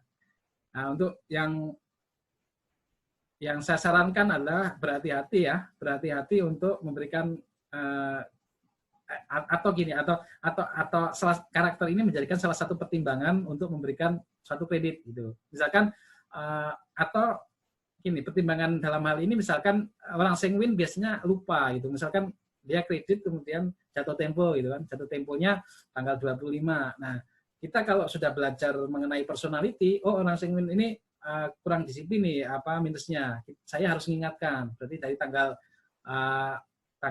20 sudah diingatkan, jatuh temponya tanggal 25. Seperti itu bagi orang-orang yang bekerja di perkreditan ya. Kemudian emosinya agak labil ya, mudah emosi. Kemudian tidak produktif. Kemudian ego, dia punya ego yang tinggi. Dan kadang-kadang juga membesar-besarkan masalah, gitu, membesar-besarkan masalah. Kita sebenarnya permasalahannya nggak seperti supaya kelihatan ramai, kelihatan besar, mereka membesarkan. Kemudian yang karakter yang ketiga, kata kuncinya ready way atau mempunyai karakter yang melankolis. Kalau melankolis ini mempunyai karakter yang positifnya adalah analitis, gitu. Dia suka membaca angka-angka, membaca grafik, membaca laporan dengan teliti, dengan detail. Ini adalah yang disukai oleh melankolis. Kemudian dia analitis gitu. Jadi kalau kita menghadapi orang yang melankolis, misalkan mau presentasi presentasi ke orang yang melankolis ini, minta tolong disediakan data-datanya yang lengkap, karena melankolis akan tanya, yang mungkin sampai data mentahnya pun orang melankolis akan tanya itu didapatkan dari mana angka ini, kemudian dia benar-benar hitung seorang melankolis. Kemudian grafik-grafik dia bisa menganalisa, oh ini naik turun, ini orang melankolis akan senang membaca hal-hal semacam itu. Kemudian seorang melankolis adalah perfeksionis ya, jadi seorang yang ingin perfeksionis. Kemudian segala sesuatunya itu dikerjakan itu harus perfect. Kemudian seorang melankolis ini tekun ya, tekun kalau misalkan diberikan tugas ini bisa diselesaikan sampai akhir, sampai selesai tugasnya. Kemudian juga seorang melankolis ini adalah orang yang disiplin. Ya kalau coba aja kalau misalkan kita kerja orang-orang yang datang sebelum meeting dimulai atau sebelum pekerjaan dimulai. Ini kebanyakan orang-orang yang datang ini adalah orang-orang yang melankolis. Kemudian rela berkorban untuk orang lain, itu adalah satu sifat yang bagus yang dimiliki oleh melankolis. Akan tetapi seorang yang melankolis mempunyai kekurangan, antara lain yaitu pemurung, kemudian ya dia suka mengurung diri ya, kemudian pembalas, kemudian berpusat pada diri sendiri, sering juga berpikiran negatif ya, kurang bersosialisasi atau bermasyarakat, mudah merasakan, kemudian dia senang dengan hal-hal yang teoritis ya. Jadi ini karakter-karakter yang dimiliki oleh seorang melankolis. Jadi ada plusnya, ada minusnya. Kemudian seorang yang flegmatis, yaitu orangnya tenang, kalem, kemudian dia berpikir bisa secara objektif, kemudian dia juga kalau seorang yang diplomatis ya, diplomatis, efisien, teratur, cuek, tidak peduli, praktis, humor, dapat diandalkan ya. Seorang yang flegmatis itu mempunyai sifat-sifat seperti itu, orangnya tenang, kalem ya. Ini kalau untuk mendamaikan suatu pertengkaran atau suatu perselisihan, itu orang-orang melankolis sangat jago itu ya. Jadi tenang ya. Ya kalau seperti saya contohkan, kalau presiden kita ini mempunyai sifat karakter yang flegmatis ya, seperti Pak Jokowi itu mempunyai karakter yang flegmatis. Kemudian minusnya adalah cepat khawatir ya, penakut, suka menunda-nunda, harus dimotivasi ya. Kalau Anda punya pasangan yang flegmatis, ini harus selalu dimotivasi, dikasih motivasi. Kemudian cari aman sendiri, kemudian kurang tegas, kemudian agak egois dan kikir. Nah ini saya anggap sebagai tools ya. Tools kalau Anda nanti sudah belajar, ini tools bisa nanti di print screen juga ya, tools ini, supaya kita akan mudah mengingat-ingat, atau mudah misalkan kita lupa, oh karakter sanguin ini ciri-cirinya apa, fun way gitu kan, terus kemudian plusnya apa, minusnya apa, supaya nanti setelah kita mengetahui karakter dari lawan apa maksudnya karakter orang lain gitu, atau lawan negosiasi, kalau saya bilang tadi materinya masalah personality untuk negosiasi, itu kita nanti tahu plusnya dan tahu minusnya, sehingga nanti kita bisa memberikan makanan ego. Nah, kemudian karir, ini untuk karir juga. Untuk karakter sanguin ini sangat cocok ya, karena sanguin itu tadi kata kuncinya adalah fun way ya. Kalau seorang sanguin yang naik panggung ini panggungnya akan hidup ya. Jadi sangat cocok menjadi seorang presenter, kemudian penyiar, sales dan marketing gitu. Sales marketing ini sangat cocok bagi orang-orang yang sanguin. Kalau orang sanguin ini dia ketemu orang baru itu tidak canggung menawarkan barang. Cuman kalau yang karakter melankolis mau menawarkan barang aja kadang-kadang berpikir 2 kali 3 kali baru dia berani gitu. Tapi seorang sanguin ini mempunyai sejak lahir lah pembawaan sejak lahir bahwa dia adalah seorang dilahirkan sebagai seorang penjual yang hebat ya, udah punya bakat gitu, seorang sanguin. Kemudian untuk pengacara, kemudian untuk leader ya. Jadi kalau leader kita misalkan berlibur di Bali gitu, kemudian punya guide yang kayaknya pendiam gitu kan nggak seru ya. Jadi kita punya guide yang sanguin, yang bisa memberikan gambaran-gambaran mengenai wisata-wisata yang ada di sana. Kemudian kebanyakan juga selebritis itu juga walaupun tidak semua tapi cocok untuk karakter sanguin, karena dia senang dengan humor, dengan hal yang ramai. Kemudian untuk sifat koleris ya, untuk sifat koleris ini karena dia punya sifat dasar yang mengatur ya, mempunyai bisa mempunyai mengatur anak buah, mengatur ini sangat cocok menjadi direktur, kemudian business owner, bos, dokter. Ini seorang koleris. Dokter ya, kalau koleris kan dia memberikan nasihat kepada pasiennya akan dipenuhi. Kemudian melankolis ini dia senang dengan angka-angka, makanya pekerjaan yang cocok adalah bagian keuangan, kemudian bagian komputer, R&D, HM, dan notaris. Kemudian pragmatis ini cocok adalah staf administrasi, konselor, kemudian customer service ya, programmer gitu kan, karena pragmatis ini dia artinya bisa meredakan, misalkan ada komplain dari customer itu ke customer service gitu, dia bisa menjelaskan, bisa menenangkan dari calon customer kita, sehingga customer kita bisa menerima apa yang disampaikan oleh seorang pragmatis. Kalau customer service orangnya koleris gitu kan, nanti yang komplain akan mundur gitu kan, jadi nggak beli produk kita lagi jadinya. Ya, itu 4 karakter ya. Di sini saya akan mereview dari tadi jam 7 apa yang sudah saya sampaikan. Apa satu hal yang terbaik atau pembelajaran yang Anda dapatkan? Silakan bisa di chat ya. Apa saja yang Anda bisa dapatkan, satu hal yang terbaik yang Anda dapatkan dari sini ya. Silakan. Oh, ini chatnya udah masuk banyak 40. Ya, baik, teman-teman bisa review. Ya, kita bacakan. Ya. Nah, ini ada beberapa untuk ini chat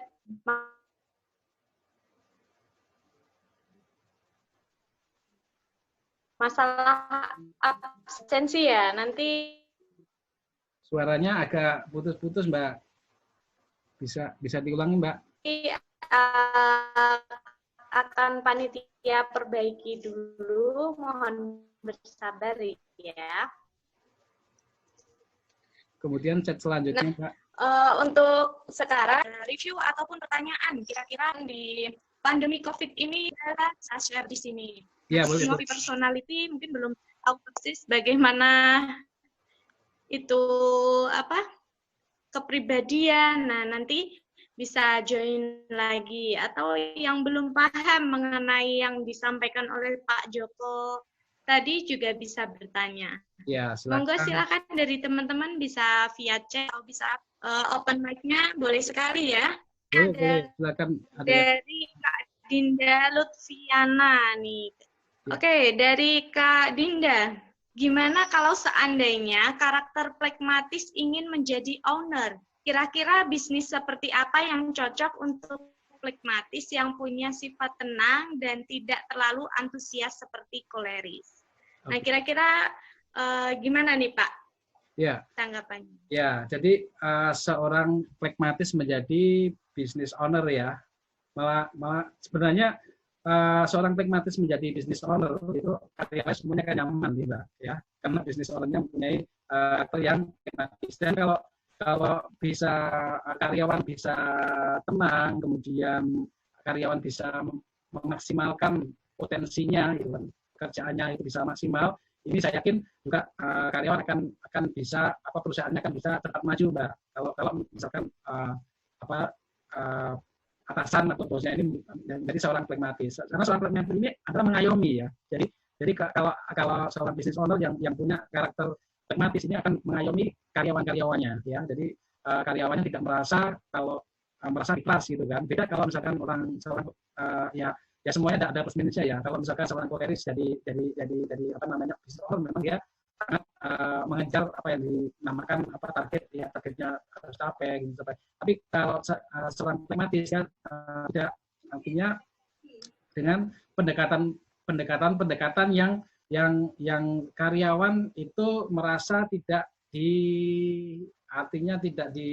seperti dihakimi gitu. Tapi kalau misalkan ada permasalahan, seorang pragmatis ini bisa bertatap muka dengan menggali apa sih permasalahannya dari permasalahan yang dihadapi karyawan ini sehingga tidak tercapai target. Saya kira kalau seorang pragmatis menjadi seorang business owner itu juga bukan suatu masalah karena kalau kita pun juga karakternya tidak semuanya unggul gitu kan. Kalau seorang business owner harus hitung-hitungan antara keuangan mananya itu kan kita bisa delegasikan ya, tapi tidak bisa delegasikan kepada karyawan kita yang mempunyai karakter melankolis gitu kan. Kemudian misalkan pengen meningkatkan penjualan bisnis ownernya supaya harganya naik ya, meningkatkan penjualannya ya. Kalau tadi yang disampaikan di presentasi tadi bahwa seorang yang sanguin ya, mempunyai bakat bawaan lahir bahwa dia bisa adalah seorang penjual ya. Nah, tentunya seorang yang pragmatis dia akan mendelegasikan hal-hal yang berkaitan dengan sales, karena kalau seorang pragmatis itu mau menjual sendiri, terjun langsung, dia juga bukan punya sifat bawaan seperti itu, tapi bisa didelegasikan kepada yang karyawan yang sanguin. Kemudian yang kalau ternyata anak buahnya pada nggak nurut gitu kan, pada artinya karyawannya misalkan ada yang tidak patuh kemudian dengan peraturan perusahaan gitu kan, kita delegasikan kepada karyawan kita yang mempunyai karakter koleris ya. Misalkan nanti dalam memilih supervisor atau dalam memilih manajer ini disesuaikan dengan karakternya supaya kekurangan yang ada di kita sebagai business owner, sebagai yang mempunyai bisnis ini bisa ditutupi oleh kelebihan dari karyawan kita. Seperti itu Mbak jawabannya. Ada yang lain? Ya, bagus lagi. Terus ini ada pertanyaan lagi Pak dari Pertanyaan dari Kak Nurnaningsih. Nah, apakah ada kemungkinan bisa berubah karena lingkungan dari koleris menjadi pragmatis? Seperti itu, Pak. Ya. Ya. Kalau perubahan dari koleris menjadi pragmatis itu kalau dari bawaannya sebenarnya tidak berubah. Tapi kalau bisa terjadi itu bisa terjadi. Cuman sifat bawaan aslinya tidak akan berubah. Sifat aslinya kalau sifat aslinya dia adalah seorang yang koleris, gitu, dia mempunyai sifat asli koleris, mungkin karena pengaruh lingkungan, karena pengaruh tekanan dan lain-lain. Ya, permasalahan yang ada ya. Yang ada itu bisa berubah menjadi seorang yang pragmatis, bisa semacam itu. Cuman sifat dasarnya tidak akan berubah. Contohnya kalau ini saya ibaratkan seperti batu ya, batu sapir gitu kan. Batu sapir itu kan, kalau aslinya batu sapir walaupun digosok seperti apapun itu tetap ini adalah batu sapir, walaupun dibentuk sebagai cincin, dibentuk sebagai apa itu inti pokoknya adalah batu sapir gitu. Nah, itu kalau karakter dasarnya tidak akan berubah, tapi dengan adanya hubungan kemungkinan dia bisa berubah seperti itu. Ya. Dan tentunya dengan mempelajari ilmu personality ini kita bisa menyesuaikan diri ya Pak, meskipun kita punya watak yang pragmatis ataupun koleris, tapi ketika kita menghadapi permasalahan atau dunia nyata kita bisa menyesuaikan diri. Ya. Ketika kapan kita harus sanguin, kapan kita harus melan, kapan kita harus koleris, seperti itu ya Pak ya. Ya, paling tidak seperti yang saya sampaikan tadi Mbak. Jadi kalau kita ada 10 level ya, ada 10 level, angka 1, 2, 3, 4, 5, 6, 7, 8, 9, 10, kita kuat di angka 9 dan 8 ya, 2 karakter biasanya kan yang kuat kan yang karakter dua setelahnya itu kan mesti di bawahnya, itu kan misalkan di karakter koleris yang kuat di angka 9 gitu kan, kemudian angka 8-nya adalah melankolis, kemudian kita di angka 3 misalkan pragmatis, angka 2 melankolis gitu kan, itu kita nanti yang koleris kita tetap maksimalkan potensial yang untuk koleris, kemudian yang angka 9 kita maksimalkan supaya potensi kita keluar, yang angka 8 kita maksimalkan, tapi yang masih angka 3 atau angka 3 atau angka 2 itu kan nggak mungkin nanti bisa jadi angka 9 kan, karena itu bukan sifat dari bawaan kita. Paling tidak itu bisa di angka 6 ya, di angka 6. Di angka 6 kita bisa menyesuaikan dengan kondisinya dengan mudah. Seperti tadi kalau misalkan orang melankolis susah bersosialisasi, kalau kita full melankolis gitu kan akan bersosialisasi susah. Makanya sifat-sifat yang sanguin tadi yang angkanya masih 3 ditingkatkanlah supaya menjadi 6, supaya nanti kita bisa artinya imbang dari keempat paling enggak tidak terlalu ini Mbak, tidak terlalu tinggi gapnya antara masing-masing personality ini. Seperti itu. Iya, benar sekali Pak. Ada lagi? Kemudian ada lagi dari Holifur Rahman. Nah ini bicara tentang negosiasi, pasti ada tujuan yang ingin dicapai. Nah, sebagai negosiator, bagaimana mengorbankan makanan ego sendiri demi memenuhi makanan ego pihak yang sedang kita nego, supaya tujuan yang ingin dicapai bisa tercapai. Simpel kata, mengalah ada kalanya bukan sesuatu yang mudah bagi sebagian orang. Nah, kira-kira pendapat Pak Joko seperti apa nih? Pertanyaan sangat bagus sekali ya. Pertanyaan sangat bagus sekali dari tadi Pak siapa Mbak? Holifur Rahman. Iya, Holifur Rahman. Jadi kalau yang kita pelajari di personality ini bukan saya ingin dimengerti ya, bukan kamu harus mengerti saya, tapi bagaimana caranya kita mengerti orang lain, gitu kan? Kita tadi saya ibaratkan kita keluar dari sepatu kita, keluar dari kacamata kita coba mengerti orang lain, bukan saya harus dimengerti, gitu kan? Ya ada cerita yang baru-baru ini mungkin saya juga kemarin baru lihat di Deddy Corbuzier Show ya. Ya, Deddy Corbuzier Show itu menampilkan Syekh Ali Jaber ya yang belum lama ini viral. Waduh, luar biasa itu. Saya di situ ditanyain ditusuk gitu kan, ditusuk lengannya gitu kan. Tapi saya Ali Jaber merasa tenang, merasa nggak ada dendam gitu, merasa tidak mau tahu itu siapa yang menusuk gitu kan. Itu semuanya sudah direncanakan, maksudnya memang sudah harus terjadi gitu, harus terjadi. Coba nonton Deddy Corbuzier Show ya, yang sama Ustadz Miftah itu kalau nggak salah, itu diwawancarai sangat damai gitu ya. Ya kalau seperti Ustadz ini juga kebanyakan dia mempunyai sifat yang pragmatis ya, mendamaikan ya, mendamaikan. Coba kalau waktu itu Syekh Ali Jaber tidak melerai orang yang menusuk tangannya. Bisa-bisa orang itu mati itu di situ dipukulin. Tapi Syekh Jaber nggak boleh itu dipukuli, bahkan diseret kakinya nggak boleh, harus diperlakukan dengan baik, dibawa ke kantor polisi.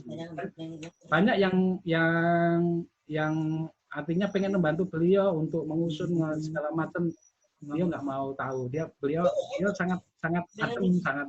Nah, orang-orang ulama, ini banyak kan mempunyai pragmatis tadi ya, karakter pragmatis. Nyambung dengan apa yang ditanyakan tadi, bahwa kita mengorbankan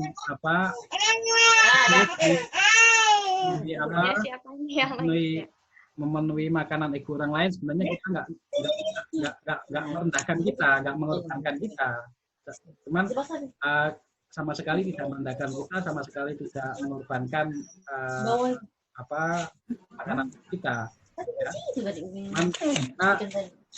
Kita memberikan makanan ego untuk lawan dari negosiasi. Ya, seperti itu Mbak, kurang lebih jawaban saya.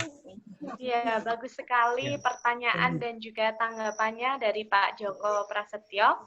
Nah, mungkin dari teman-teman juga ada suatu permasalahan dampak bisnisnya terkena COVID ini, bisa share juga ya Pak ya? Ya, boleh, silakan, bisa di-share di sini dampak dari pandemi ini ya, yang memiliki bisnis, boleh juga share.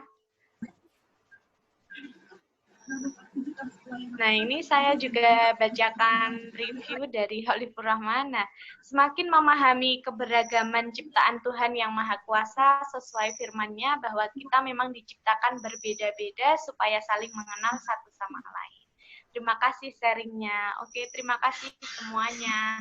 Nah, di sini ada lagi tidak yang ingin bertanya, ingin sharing, mumpung kita masih bareng-bareng di sini, masih bisa sharing via Zoom ya, via online, atau mungkin nanti bisa juga Japri, Pak Joko juga ya, bisa ya. Bisa. Kalau misalkan malu untuk sharing di sini dari teman-teman. Oh, iya, ada yang mau sharing, buka open videonya, open ininya, silakan. Sharing atau silakan, dipersilakan. Nah, ini kalau saya pribadi ini juga ada pertanyaan untuk Pak Joko. Nah, kira-kira kiat-kiat apa saja, strategi apa saja yang dilakukan Pak Joko dalam menghadapi bisnisnya di masa pandemi ini, Pak? Oke. Jadi pertanyaan bagus sekali. Jadi masa pandemi ini memang ada bisnis-bisnis yang harus sementara tutup, shutdown dulu ya. Restart lah bisa dibilang kalau komputer gitu kan. Restart. Ada yang bisnis-bisnis juga yang muncul, baru yang muncul, kemudian mempunyai dan bisa berkembang dengan bagus ya. Kalau yang saya lakukan, yang pertama kali saya mengadakan pindah bisnis. Kalau memang bisnis itu sudah berpindah sementara yang berpindah sementara. Karena masih yang dulu saya juga punya tour and travel di Jogja gitu kan, sama sekali nggak ada order dari bulan Februari sampai sekarang gitu kan, nggak ada. Saya juga berpikir kita nggak bisa masih mengandalkan dari bisnis tour and travel. Harus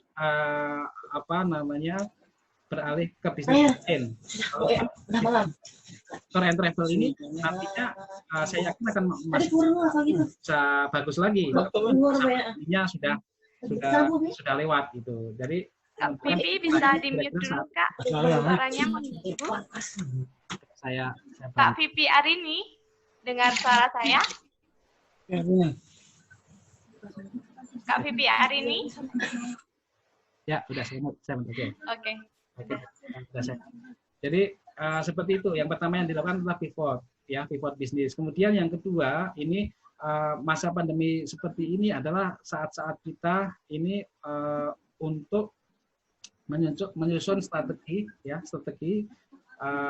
Misalkan kalau saya contohkan sebagai kita belajar digital marketing misalkan, yang dulunya saya nggak tahu sama sekali tentang digital marketing, di saat pandemi seperti ini saya belajar digital marketing, kemudian saya iklankan produk saya atau bisnis saya ini saat-saat ini gitu, supaya nanti apa kalau namanya kita buat iklan di media sosial, kemudian di Google, kemudian di apa marketplace, ini kan nggak hilang tuh Pak, seterusnya ada di situ. Kemungkinan nanti semakin banyak viewernya akan semakin mudah ditemukan orang ya.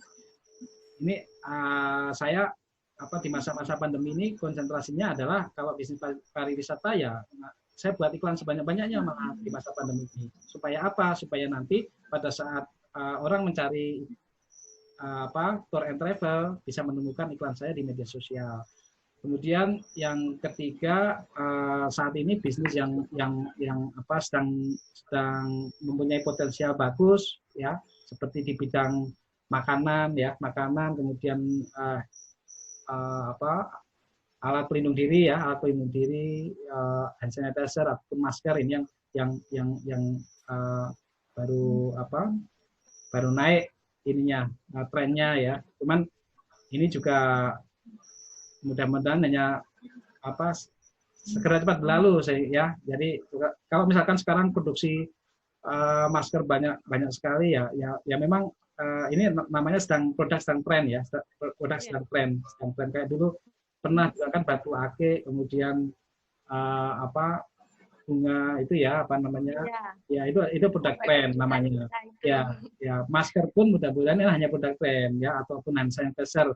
Harapan kita jangan lama-lama untuk pandemi ini bisa cepat berlalu. Nah itu tadi Mbak yang kuncinya kalau saya melakukan pivot, kemudian yang kedua saya belajar lah meningkatkan kemampuan diri saya saat pandemi seperti ini. Itu yang kita lakukan, dan alhamdulillah juga bisnis ini masih bisa jalan ya. Kalau saya suplai material bahan bangunan, walaupun juga banyak proyek-proyek yang berhenti, tapi masih juga orderan berdatangan ya. Ini karena saya kembangkan tadi digital marketing tadi, jadi saya iklankan di media-media itu sehingga customer menemukan iklan kita dan order ke kita, dan sekarang orang juga ya malas untuk keluar bertemu dengan orang lain kan. Kalau misalkan order barang mungkin bisa lewat jasa ya Pak lewat jasa pengiriman dan lain-lainnya. Nah, seperti itu Mbak. Iya. Ya, ada lagi? Keren sekali ya Pak. Jadi tidak ada waktu yang terbuang sia-sia. Tidak ada waktu yang terbuang sia-sia. Itu malah menjadi strategi kita bagaimana cara meningkatkan bisnis kita ke depannya ya Pak ya. Ya, betul sekali. Ya. Kemudian ada review lagi. Oh, ini ada pertanyaan. Jadi, apakah emang baik kalau Indonesia meneruskan new normal ini atau harus diperbaiki lagi peraturan dan cara kehidupan new normalnya? Ya, new normal ya. Jadi memang new normal ini muncul ya karena ada suatu kejadian luar biasa. Ya walaupun saya ini bukan ahlinya di sana ya untuk ini, tapi saya sedikit memberikan gambaran ya. Memang new normal dalam hal ini bahwa kita itu harus mempunyai kebiasaan-kebiasaan yang lebih bagus ya, kebiasaan baru gitu, kebiasaan baru yang lebih bagus dari sebelumnya. Misalkan sebelumnya itu jarang cuci tangan, kemudian kita sekarang lebih higienis gitu cuci tangan. Kemudian yang sebelumnya mungkin hal-hal yang nggak perlu kita lakukan, kumpul-kumpul dengan orang lain, kumpul-kumpul gitu kan, yang kurang perlu gitu kan, udah di new normal itu dikurangi, mungkin dikurangi seperti itu ya. Jadi kebiasaan-kebiasaan baru ini kalau kita bisa memahami, bisa mengkaji gitu kan, bisa mengkaji sebenarnya juga hal-hal yang sesuatu yang baru yang bagus gitu ya. Iya, yang positif tentunya ya Pak. Tentunya, betul. Jadi meskipun ada pandemi, kita ambil sisi positifnya. Iya, betul. Pun ataupun bisnis lagi down. Nah, kita gimana cara kita untuk strategi untuk menaikkannya kembali seperti itu ya, Pak? Iya, iya. Tadi strategi yang diterapkan Pak Joko juga bisa diterapkan teman-teman di rumah. Ya. Nah, misalnya bisa pasang iklan via Instagram ataupun Facebook ataupun live YouTube, TikTok. Nah, yang sekarang lagi hits-hitsnya nih bisa pasang iklan juga di TikTok. Benar sekali ya Pak Joko Iya, ya? betul seperti itu, Mbak. Tadi di awal juga saya sudah sampaikan ya bagaimana menumbuhkan bisnis ya. Itu saya mungkin kalau materi itu di bedah mungkin nggak cukup waktunya 2 jam 3 jam ya, karena itu kita akan membedah dari sales dan marketingnya seperti apa, kemudian dari profit dan loss-nya seperti apa ya bisnisnya, kemudian pengaturan orang-orangnya, kemudian budaya perusahaan semuanya itu di awal tadi di circle tadi sudah saya singgung sedikit ya, kalau memang untuk menumbuhkan bisnis di masa ini memang ya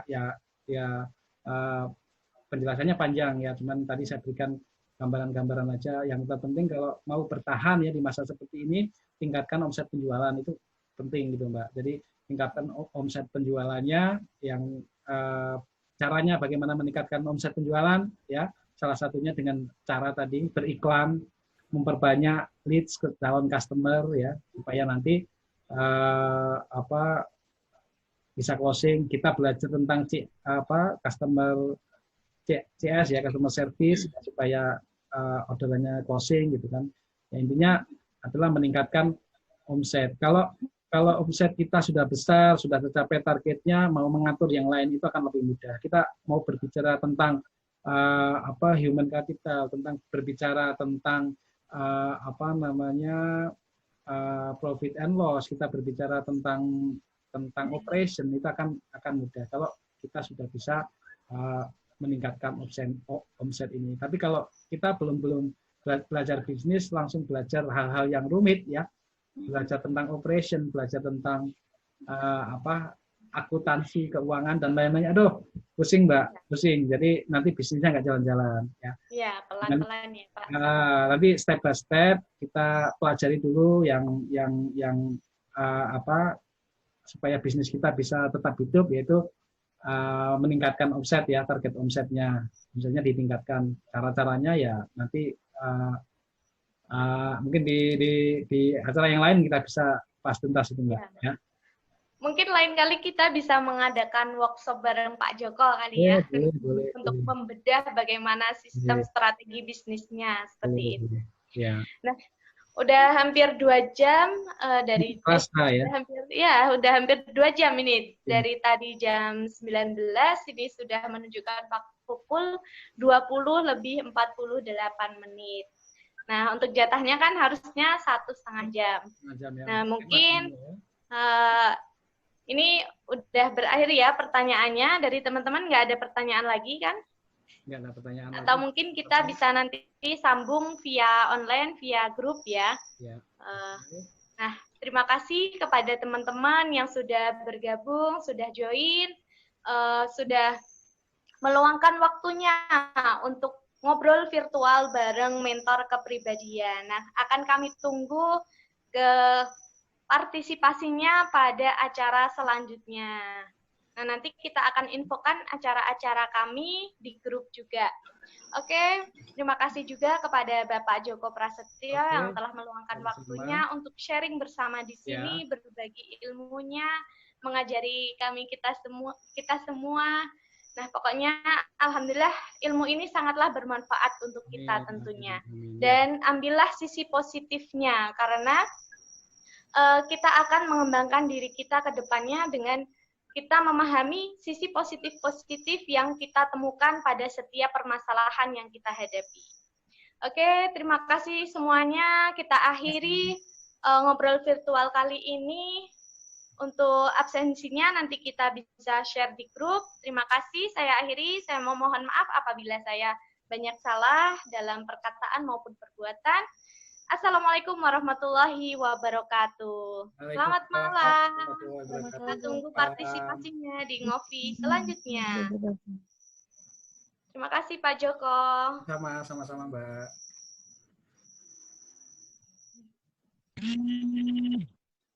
Nanti untuk materinya bisa share di grup ya Pak. Ini Oh, bisa. dari teman-teman Ya. juga Ya. mau minta. Nanti materinya saya share di grup. Iya. Ya. Oke, makasih Mbak. Iya, macet. Ada sinyalnya. Oke. Untuk recordingnya juga nanti bisa share di mentor kepribadian ya Pak. Oke. Ya. Oke. Ya, Terima saya kasih. end meeting ya Mbak. Makasih semuanya.